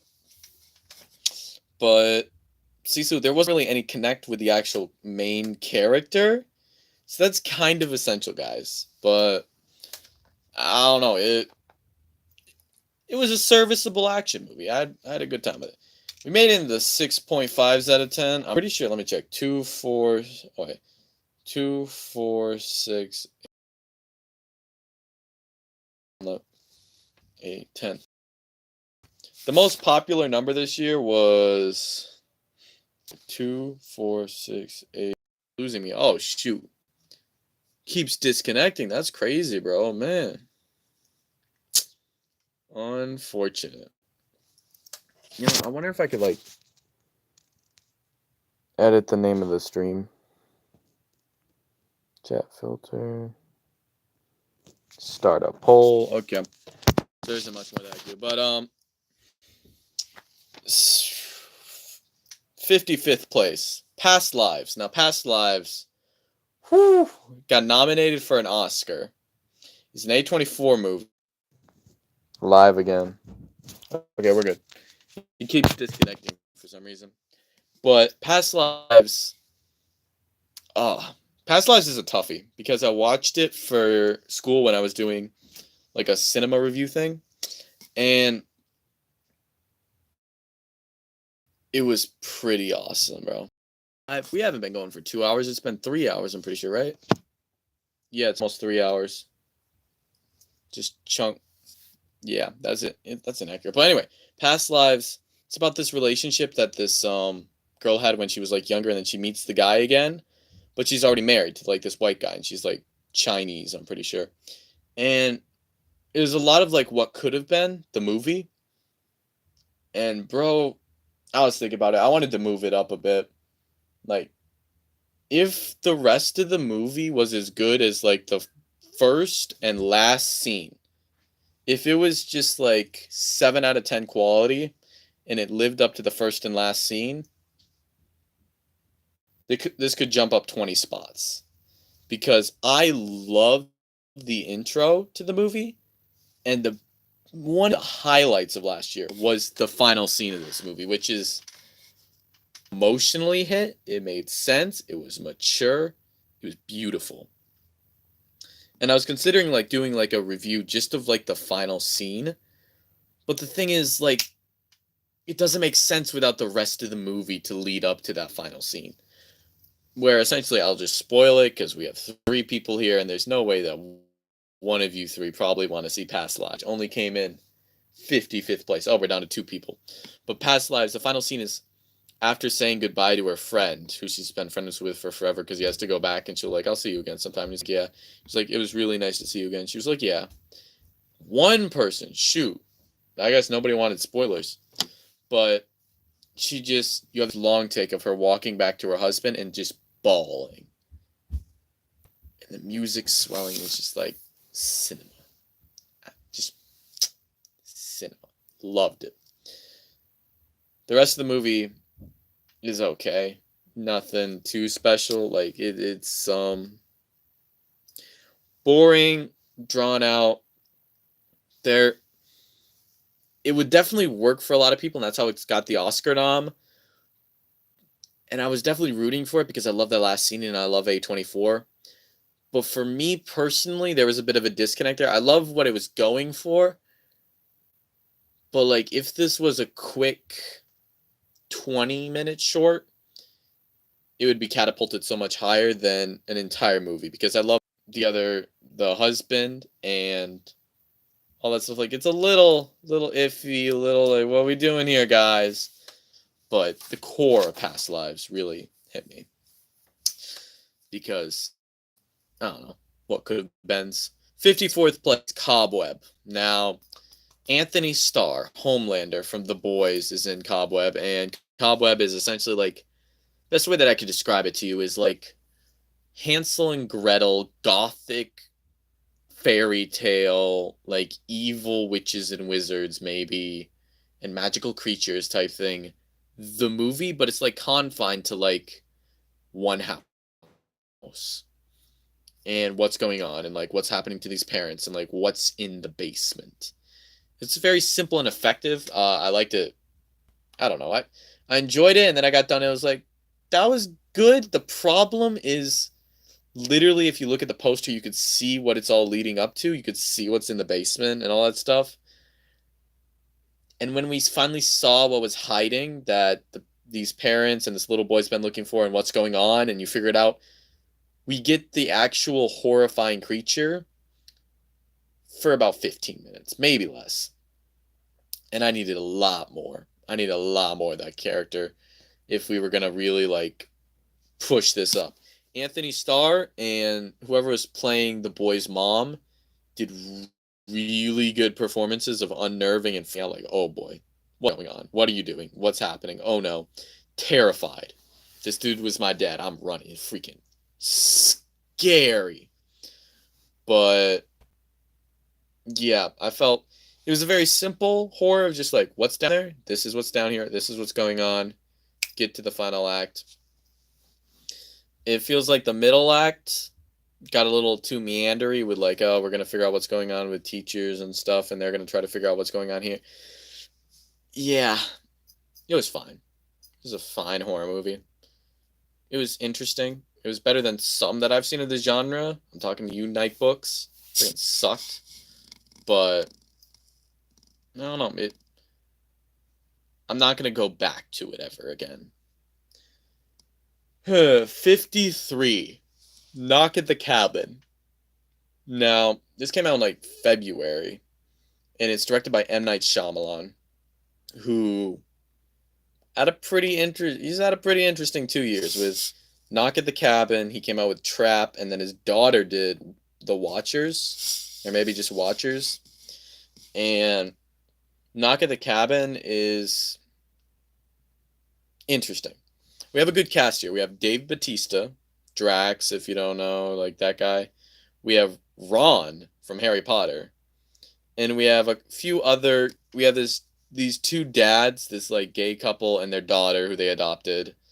And they're going out to the cabin, and these people like get them, and they're like, hey, if you don't kill one of your friends, then then the world's gonna come at the end. And they're like, we're the 7 horses of the apocalypse, and they start slowly killing each other. And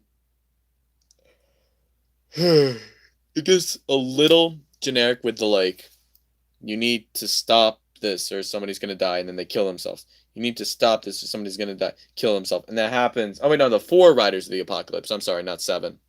And so that happens 4 times until the actual like apocalypse thing happens, which ends with like one of them killing the other one. And like, good performances, the performances and concept outdo the ending, which I felt like there needed to be a little like M. Night is so well known in a good way and a bad way for his twists, but he didn't have a twist in this film, and I feel like he kind of needed one. And so that was a little disappointing. And it does get repetitive with the like jump in, hiya, kill self, moves on. I didn't know that Ron could act this good though. Ron did a good job. And also Dave Bautista. This was like one of his first acting things where like, bro, you can act. So that was cool. 52. This is a memorable one. I remember number 52. No One Will Save You. This was a Hulu original, I'm pretty sure. Oh, man, we're at one freaking viewer. What's going on, guys? Lock in. Where is everybody? Everybody freaking eating? What's going on? But No One Will Save You. It's like an alien movie. It's very Halloweenish. I watched it for Halloween type thing that season, which was almost a year ago. Jeez. But No One Will Save You. Good alien design. The ending gets very A24, which I could respect. I liked how weird it got at the end. And then main character, there's the essential concept of this movie. There's no talking during pretty much the entire movie. There's one or two scenes with talking. And that got me. I was like, locked it. I was like, here we go. Let's do this. It's going to be awesome. And it was actually awesome. It was so cool. I was so locked in, ready to watch this. Saw it, locked in, like no talking. Had me on my tippy toes at some moment. It was freaky. I'm praising it a lot. Maybe a bit too much. I gave it a 6.5, guys. It was okay. We're talking about No One Will Save You, which I don't know. If you're looking for like a decent alien movie, I'd recommend. And down to one again. Shoot, people are dropping in and out of this stream. You got to be kidding me. I think we lost everybody. Oh, 2 again. Keeps going up. I wonder who keeps coming back. Nobody's commenting, nothing. Just nice and so quiet. So No One Will Save You. Good movie. It was exactly what I needed it to be. Nothing more, nothing less. Just that crisp. Yeah. 51. Super Mario Bros. Movie. This one was hyped up. I didn't see this in theaters. But I remember people were going crazy. Get to see Mario, Peach, Luigi, Bowser, get Donkey Kong, like freaking voice cast is all around the board. I remember Peaches came out, popular song, going everywhere.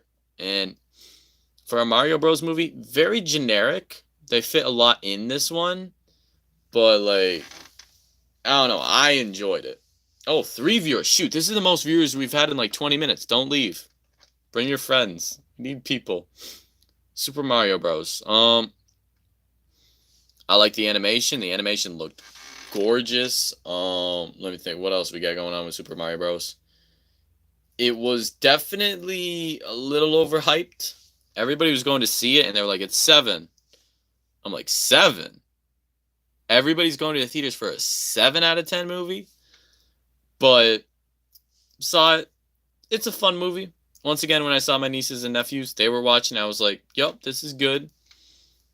Good jokes. Kind of generic. Beautiful animation. It just looks very bright and colorful.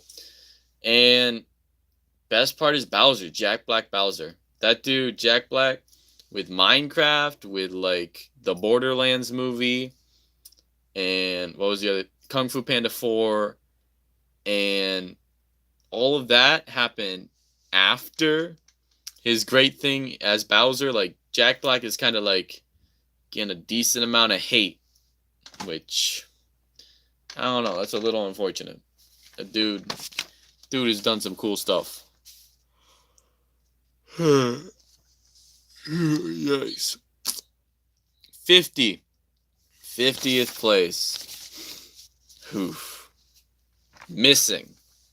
The entire concept of Missing is we're stuck in like a phone screen or a computer screen, or we're stuck on like the internet. You see somebody typing something, and that's where we are the entire movie.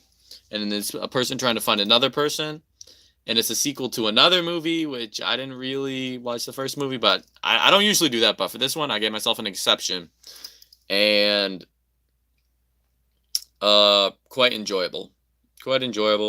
Nothing crazy special. Like, it beat Mario because I have a lot of respect for like what they did and the idea of this. And I remember the characters. There was like a guy in a different country that was going around helping this girl out. At first, she started as just like an Uber driver, and then she asked him about this thing, and like it just led on. It was pretty nice, pretty nice. I had a good time with that one. Although I don't think I'd rewatch that one, whereas Mario I would. So rewatchability, pretty vital for movies. This stream is so dead, guys. So incredibly dead. Your life. Oh shoot. Yo, no way. The person's back. Kamiya. Am I saying your name right? Your favorite girl, Kamiya. Of course you were watching some YouTube shorts. Everybody's just going off watching some YouTube shorts. Attention spans are lost, my friends. 49 is Renfield. I don't know if anybody watched it. Essentially, another Nicolas Cage movie. Oh. Yeah, everybody's going off and watch. Oh, I said it right, Kamiya? Okay, good. Yo, shoot. Pretty interesting,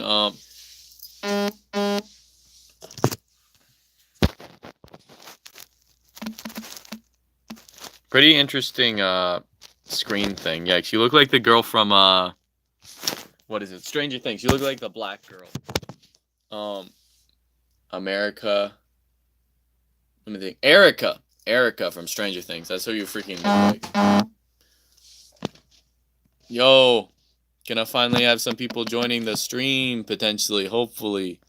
I don't know, because, like, we're at 3 freaking viewers. Oh, wait, we're up again. Shoot, it's getting dark, guys. We've been doing this for, like, 3 hours. Like, 3 hours, 3 viewers. Movie number is 49. I hope I'm not boring you guys to death. Like, what could I do for, grab the viewers? How to grab the viewers? You can roller square. Wait, you are Erica. No way. You're literally Erica. What do you know? I didn't know Erica actually existed here. That's crazy. Oh, 4 view. Oh, wait, shoot. Is that Sam? Sam? Hello?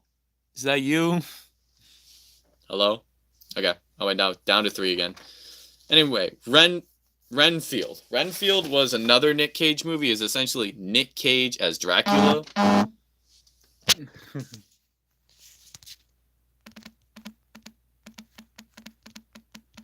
And it was pretty dope.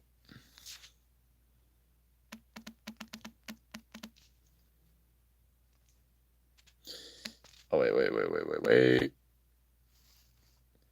Can that someone that might grab someone's attention? Well, yeah, I don't know. We're at 3 viewers. We're not doing too amazing. I don't know. I need to get... Oh, wait. 2... things that have happened during the stream. I freaking broke a cup because I was doing a diss on Jude. And I did a diss on Jude. And then when I finished it, Jude showed up. And I freaking broke a vintage Return of the Jedi glass. So, freaking sucks. But, yeah. Well, 2 viewers? 2 people. Oh, man. Yeah, it kind of sucks. Oof. Yeah. I was just, like, texting you and Jeremiah and being like, guys,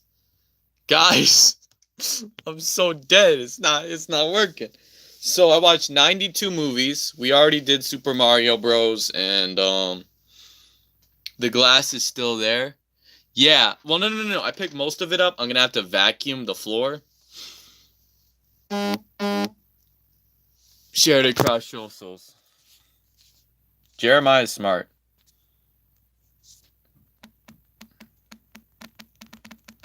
Yeah, I'm freaking returning texts. Yeah, because you scared him off. I'm just upset. Wait, why are you upset? Oh, upset why? Why are you upset, Sam? What is the matter? What is going on? What is so horrible?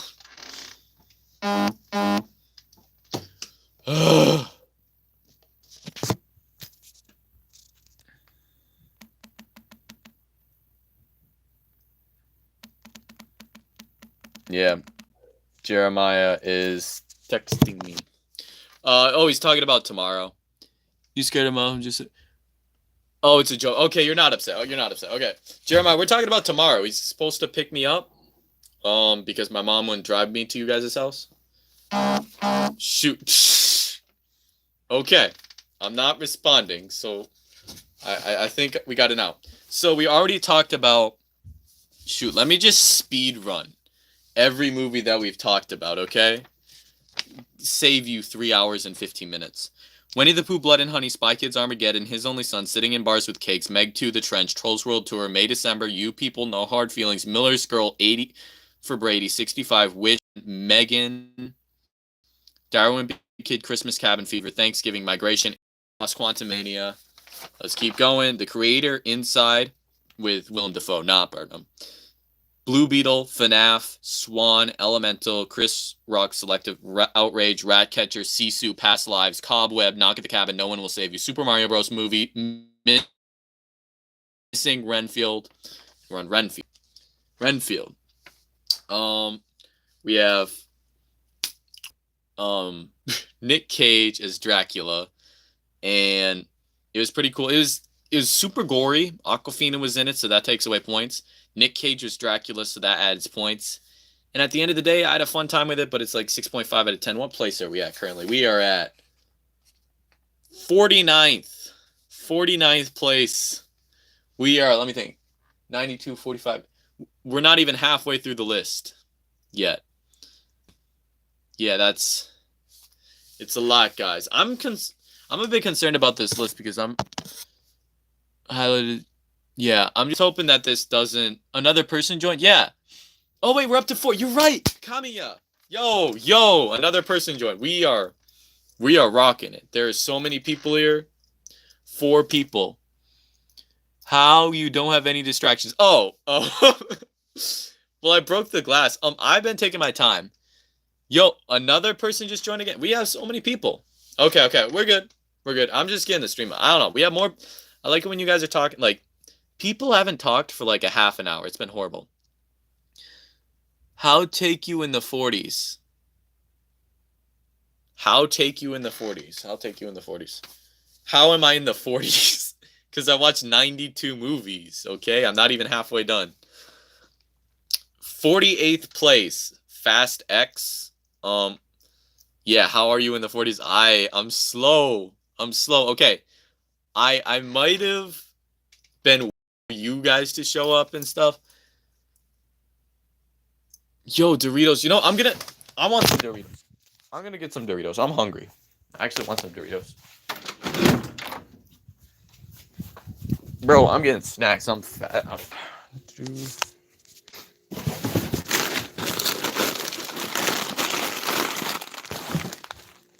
Yes, I'm so fat.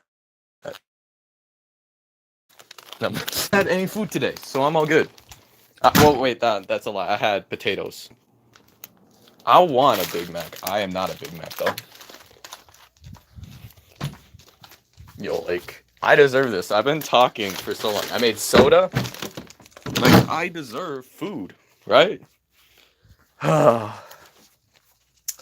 like, to prove that I could have this, okay? Let me just show you guys. I'm skinny, okay? So, I can't eat this. I'm just on a live stream eating food, guys. So dope. You know, now I can't talk. Shoot.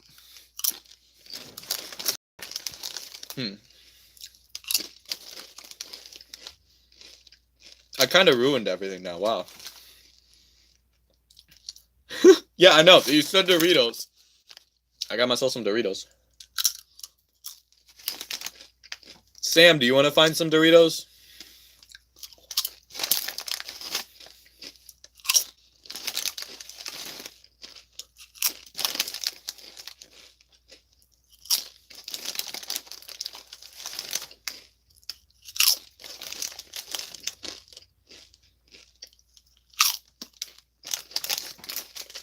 Okay. Yeah, we've had a lot of little breaks here.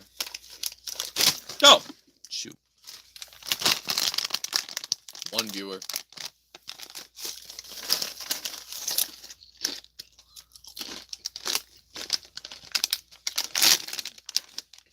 Of course I have 1 viewer. I'm just eating Doritos on stream.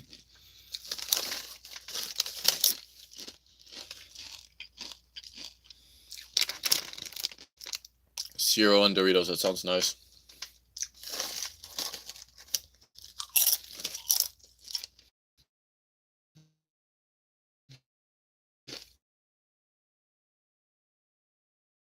Now I'm sad.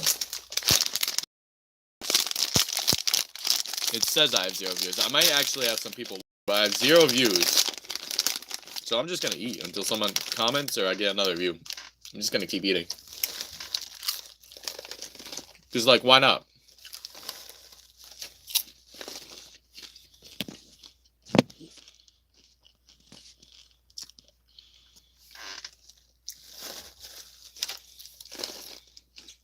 Oh wait, 1 viewer. Shoot.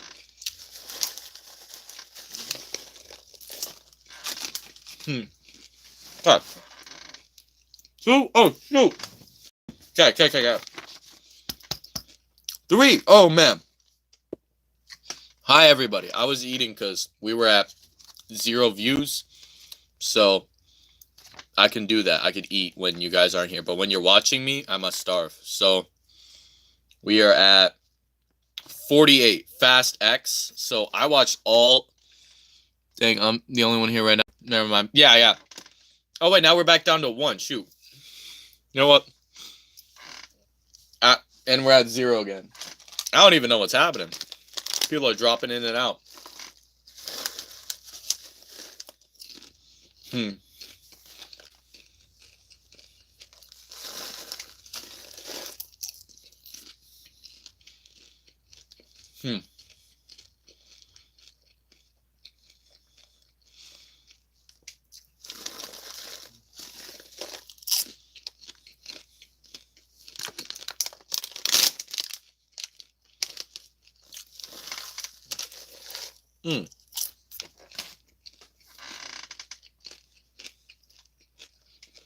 Yeah, not many viewers, but let's just continue. I watched 11 Fast and Furious movies, and Fast X came out, and it was just okay. And I don't know, it's dumb. There is a car pulling 2 helicopters and crashing them into each other. It's extremely stupid, but it also is pretty fun. So, like, thumbs up, good movie, but it was, like, it's getting a bit old. Pete Davidson, also in this movie. Like, Pete Davidson's becoming a movie star. Proof that anybody could become a movie star, so maybe I can. Yeah, go make some cereal. I could just be in the background. Just talking about movies. What's damn? Why do you mean damn? I'm at 1 view. Is that the damn? Why damn? 46. 46th place is... Oh, no. 47th place is Nimona. Gay movie. Freaking gay movie. Stupid freaking gay movie. It was good. Blue Sky Studios was making it, but they didn't have enough confidence in it, so they didn't actually make it. And they gave it to Netflix, who made it. And it was a good movie. I don't know. The animation style is unique. It's pretty much... What type of movies? It's like How to Train Your Dragon, I think. Maybe a little bit. Something like that. It's okay. Wait, 4? How are we at 4? Hi, everybody. Everybody that jumped in. Oh, shoot. 4. Bunch of people watching. Hello. Hello, people. I don't know what you want me to do for views, but put it in the comments and I'll do it. Except for screaming some stuff. I don't know. We'll see. 3 people just joined. Yeah, I know. Oh, wait. And then we dropped down. People left again. We're down to 2. Freaking everybody left. What am I supposed to do? Okay. But Nimona, fun movie. Another one that I was like, that was pretty great. And then after a while, I'm like, was it though? Was it pretty great? I don't know. So, yeah, little eh. I really shouldn't care about how many people are watching and just continue my video, my passion, right? But like, should I? Um, 46th place, Hunger Games: Ballad of Songbirds and Snakes. Now, I actually read the book for this. The book is better. I have the freaking Hunger Games. Where the freak are they? I don't know where they are, but I have them. Oh wait, I once saw more people pull over to look at a dead turtle than you have views.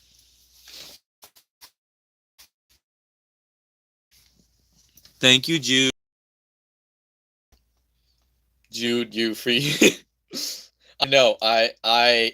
Jude, just put on your Insta or something. Everybody, nah. Have everybody check out my stream, okay? I don't know. Spread the word. Create a group chat. Just send it to everybody. Just like, I know I have 2 views. I am not popular right now, but like, gotta keep going, man. Being a small creator on YouTube, just talking about movies in a room alone with bad lighting and a bunch of papers with your lists on it. Thank you, Jude. I'm actually gonna screenshot it. That's pretty epic. It's actually really cool that you decided to make fun of me like that. Yo, well, I get to hear about Kamiya's life. She's freaking like eating cereal right now. It's so dope. Okay, Ballad of Songbirds and Snakes. Rachel Zegler could sing. I still don't love her as like an actress. Looked at the streams with like 10 people in them. Look at the streams with like 10 people in them. Like where they throw like a fake party. I don't know what you're talking about, Jude. Should I throw a fake party? Are you suggesting it's 4 now? Yeah, we're up. We have freaking views. Comment and I'll talk to you, okay? But currently, Hunger Games: Ballad of Songbirds and Snakes. It isn't the worst Hunger Games movie. It's definitely better than Mockingjay Part 1 and 2. And it's like, it's fine. It's passable. It's unremarkable. Be like Kai Cenat. Yes, Kai Cenat. I'm literally Kai Cenat. I'm the next Kai Cenat. Just you wait. Just you freaking wait. Gonna. Oh, what can I do? I've never watched Kai Cenat, like an actual live stream, so I don't know what he does. But whatever he does, I'm gonna have to do it, because it just makes sense, right? Literally turn into Kai Cenat. That's all I have to do. Get all them views. Like, I'm already at 4. I was riding a solid 6 for a while. Like, if you're gonna be like Kai Cenat, though, because you put is 2 at like 50 something. Yeah, Good Burger 2 was at 79. Yeah, I can't be like Kai Cenat. I can't like Kai Cenat, unfortunately. Kai Cenat just, bro, that guy, not freaking. I can't. I'm sorry, man. I could flex. I can do that. That's like all I could do. There we go. Let me think. Kai Cenat. Do I want to be Kai Cenat? So, Ballad of Songbirds and Snakes is fine. It's generic. It's the third act of the book is literally like one of the coolest things ever. And in the movie, it was so lackluster in comparison to the book. Whereas the first 2 acts sort of line up with the book of being like decent, and I'm ready for us to jump into that weird third act, and did not deliver. The characters here and casting are okay. I feel like it has better story overall than like the Hunger Games first 2 books, but they didn't actually execute it in a better way. So annoying. We made it to the 7 out of 10s, guys. The most popular section. Oh, I know. Is it the most popular? I don't know if it is. No, it isn't.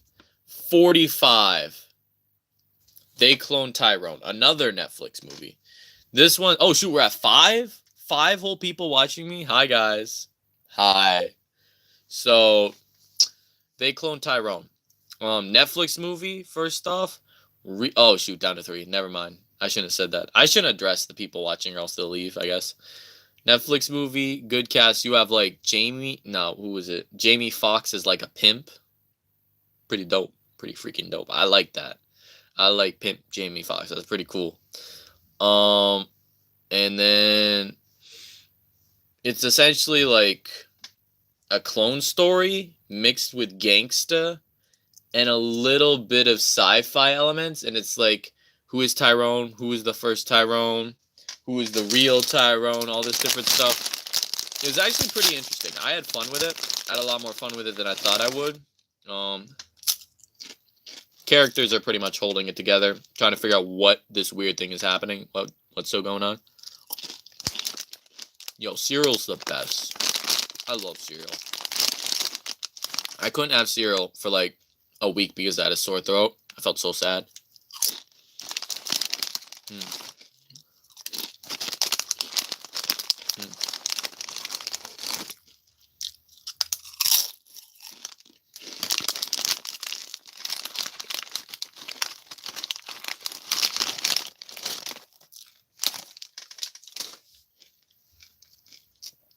Okay.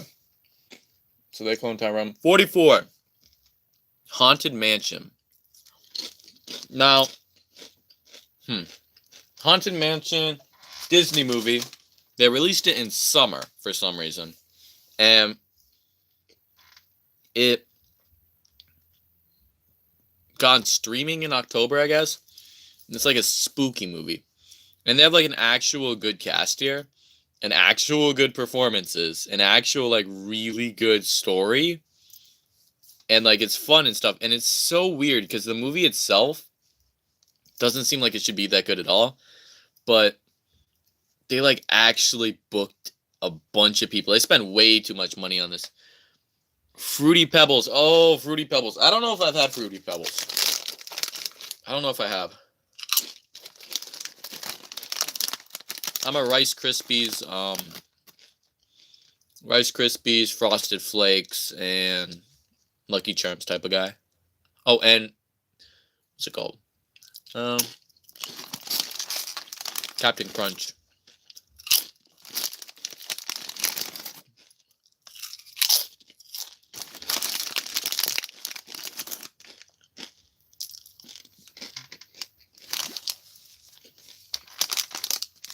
Okay.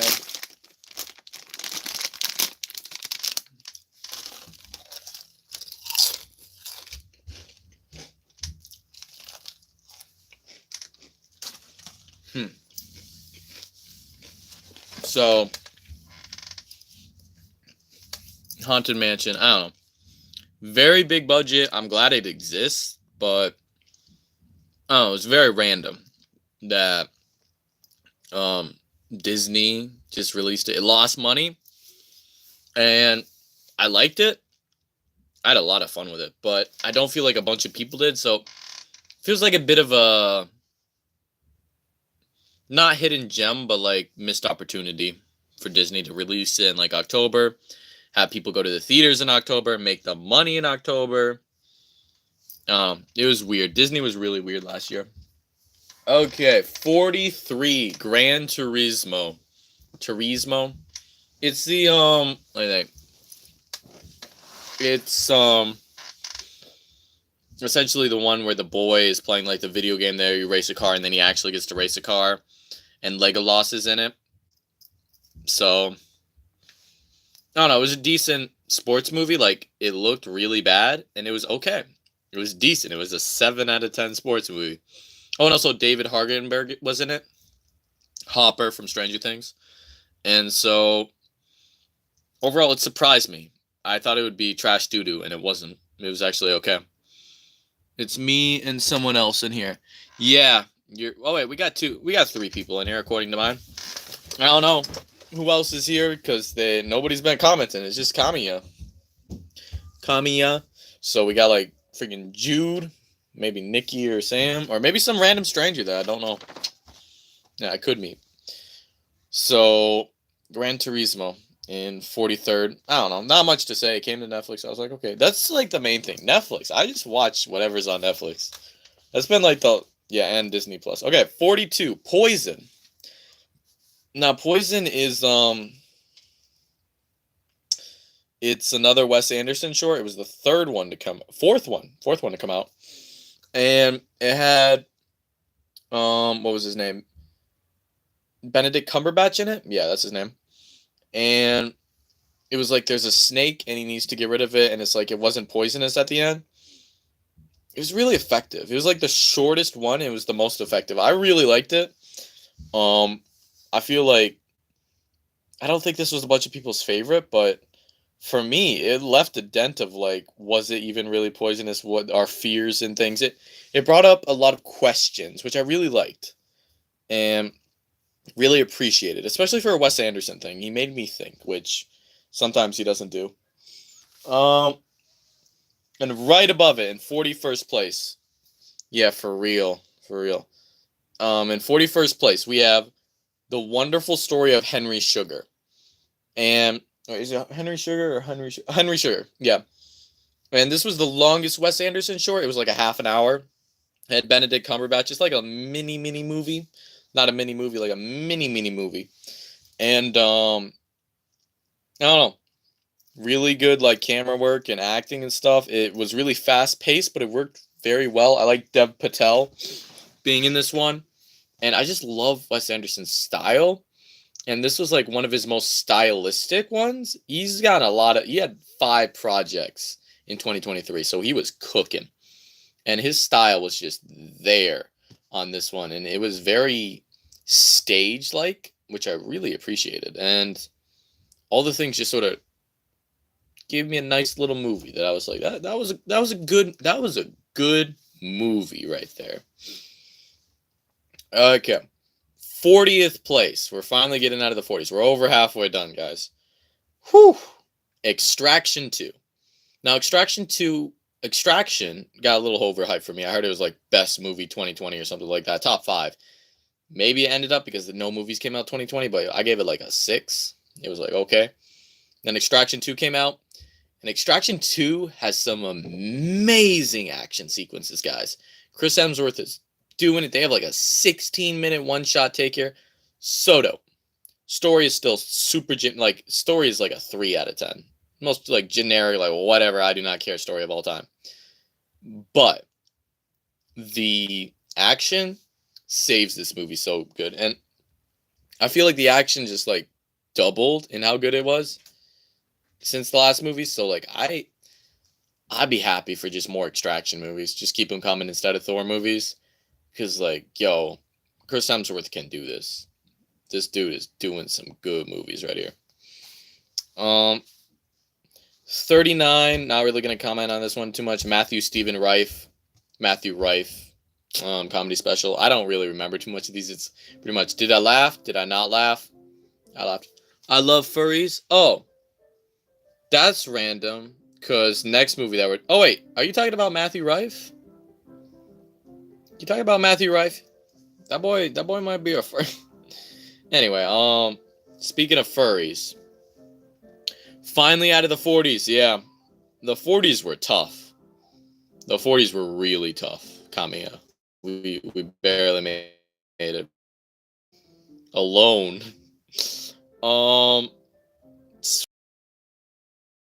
place is Cocaine Bear. White Powder. So. Yeah, Cocaine Bear was a movie. I'm glad that movie exists. It was fun.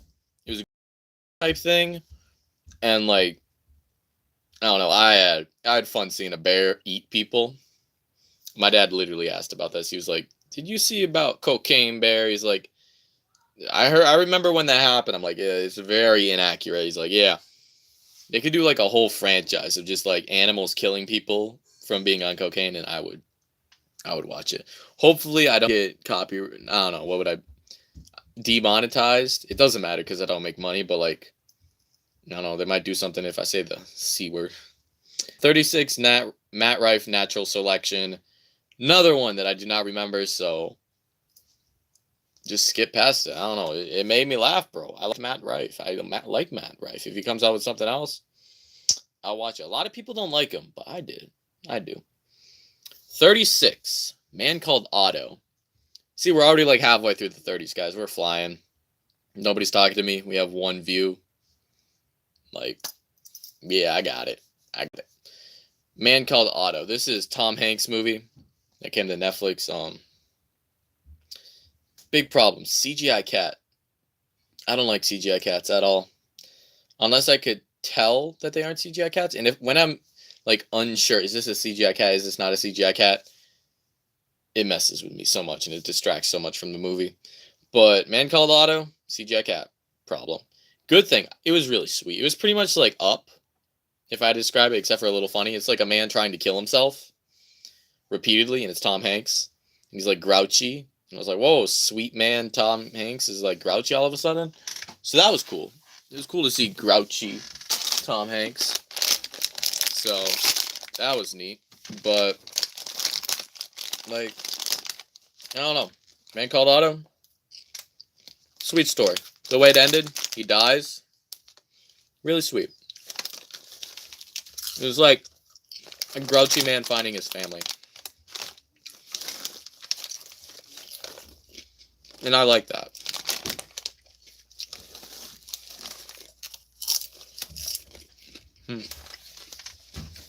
Okay. Man, I'm just gonna finish this up.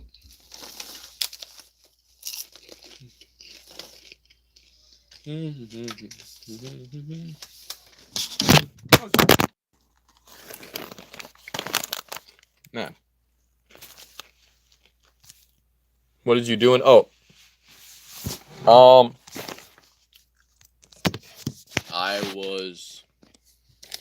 I pushed okay. I'm set up on this thing and I pushed it and the phone fell. I'm freaking gonna stand up and finish my food.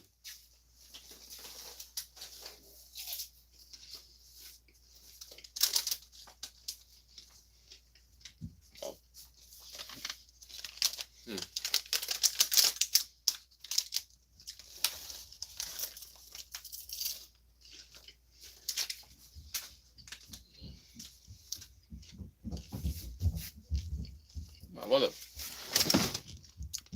Yeah. Yep.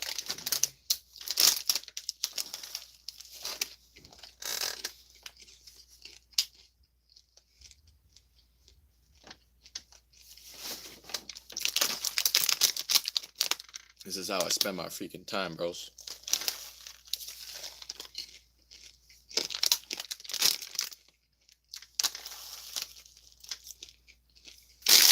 So,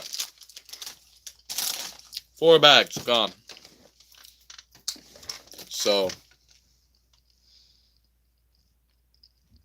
playing with your cousin and watching my life, that's so dope. That's so cool. Who would have thought that Kamiya is the one person that would watch this? 3. Oh, shoot. We made viewers. Okay. Let's continue. 35. Totally Killer.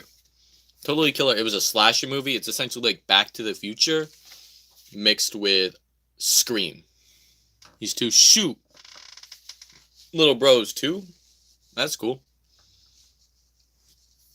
That's really neat. Bro, who's 2? Anyway. Totally Killer. Essentially, these murders happened in the 80s, and this girl gets to go back in time and meet her parents again in the 80s and figure out who's the killer. And because her mom gets killed. And so, I don't know. Back to the Future is like one of the best movies of all time. And redoing it as a slasher is really cute. I don't know, it's a nice attempt. It worked pretty well. It was enjoyable. It's like magic, just another person joined. Yeah, people are showing up. People might care, maybe. I don't know. It's like every 5 minutes, 2 to 3 people join, and then they immediately leave without commenting, without saying nothing. They just come and go. Come and go. So, I don't know what they're waiting for. Like, you're the only person that's commented in so long, Kamiya. Who would have thought?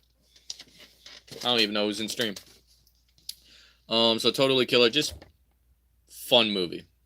I don't know, I had fun with it. Yeah, got it. Ah, shoot. Got popcorn in my mouth. Go on your treadmill. Sure, do that. If you're still watching me, that'd be cool. But Totally Killer, just a fun slasher. pretty generic. I don't think I figured out the killer, but like I never figure out the killer. That's not me. And it was okay. We got this little 3-movie chunk of horror movies. 34, Evil Dead Rise. Now the title sequence for Evil Dead Rise is one of the coolest title sequences I've ever seen. Like ever. Aw, man.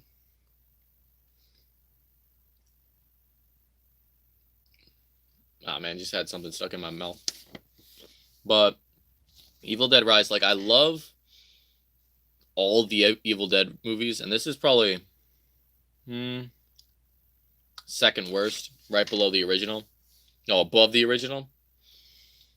And I was really looking forward to it because Evil Dead 1 is dated, and I don't really like it too much. Evil Dead 2 is awesome and really fun.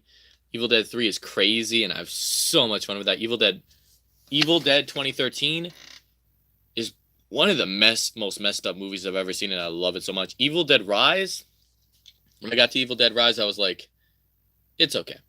It's very gory. It's very, very metal. Not as metal as like Evil Dead, but like very just, I'm gonna kill you and stuff. But story and the actual way that it went about with the, what are they called? Necromancers, Necrobites showing up. It was wasn't anything super special. It was okay. Like, and then the family aspect, I didn't love the family as much as I wanted to. I liked our setting a lot. I didn't love our family so much. So mixed bag. Still a good movie, 7.5. But I wanted it to be like 8.5. I loved Evil Dead 2013 so much. It was like 9 out of 10. Evil Dead 3, 9 out of 10. After those two, after like 3 movies of them getting progressively better, I was ready for this one, and it just sort of brought it down a notch, and I was a little disappointed. But it's still pretty good horror. 33, another one that I just watched. When Evil Lurks. This is like a possession movie, but done right. It's a Spanish movie, so there's subtitles. But the effects, the world building, and the story and like themes of like saving people and your kids especially, really cool. Really cool. I love the poster too. There's all these rules for if a possessed person comes near, like you can't kill them with guns, you can't use electric lights, you can't you stay away from animals, you can't be scared of dying, like all these different things. And it's very interesting in its way that it works with incorporating all these things into like an actual story where you care. It's essentially a guy trying to save his kids, but like it gets dark. Like nobody makes it out of this movie. And another one where I was just like last minute, I'm like, what should I watch? I was like, I'm gonna do that one. And when Evil Lurks, I heard it was really good. I was a little overhyping it, maybe just a little bit, but it was still pretty good. Not bad at all. What's up? Your bathroom, you gotta put a bag in the trash, and the sink and everything counters is not acceptable. Okay. Okay. Yup. I don't know if you've ever closed my door before, Mom. Nothing.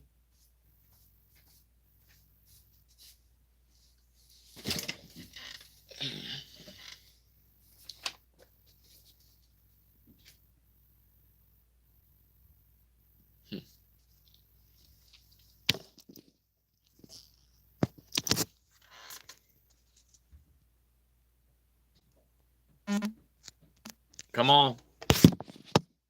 Come on. Okay. Still got one view. Yeah. Laugh out loud. Yeah, my mom freaking came in and stuff. Story upload. Yeah, so I send an Instagram story. We'll see if anybody shows up. Oh, wait. Link. Oh, shoot. Meh. We'll see if anybody shows up. Maybe. We'll see.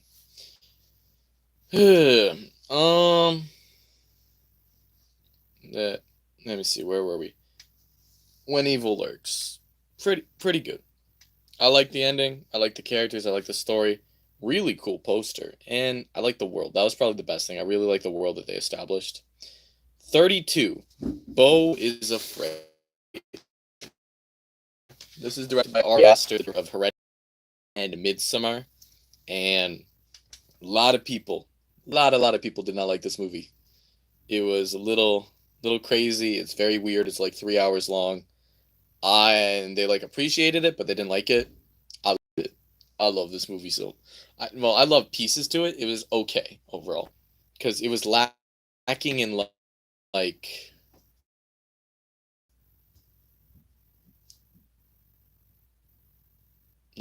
one.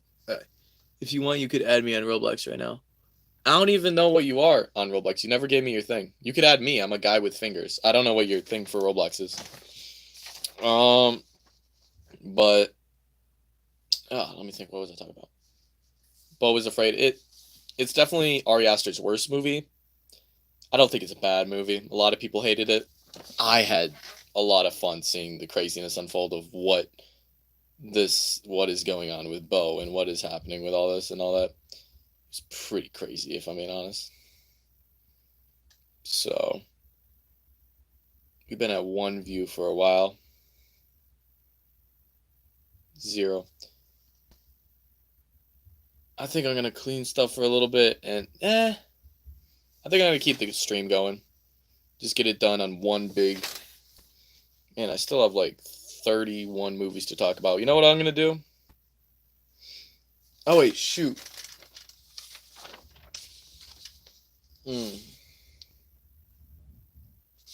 I think I gotta move around.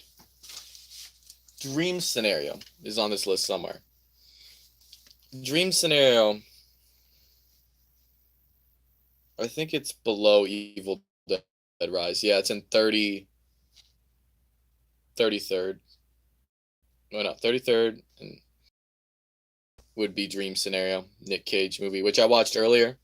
And Dream Scenario, it's one of those weird movies where the concept is a lot better than the actual execution and the actors and all that stuff.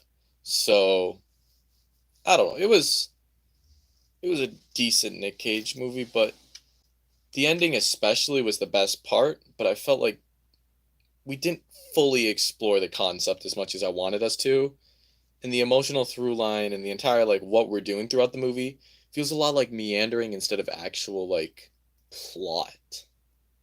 So that was a little disappointing. And so that puts, let me see, Evil Dead Rise at 33, When Evil Lurks at 32, Beau is Afraid at 31. And we've made it to the top 30 after 4 hours and 47 minutes. Wait, no. 3 hours and 52 minutes. So I'm just gonna end the stream for a little bit. I'll be back in like the next 15 to 20 minutes. And yeah, I'll be back. We made it to the top 30. I'm gonna set up another stream. I will be back and yeah. See ya soon. Okay, first stream.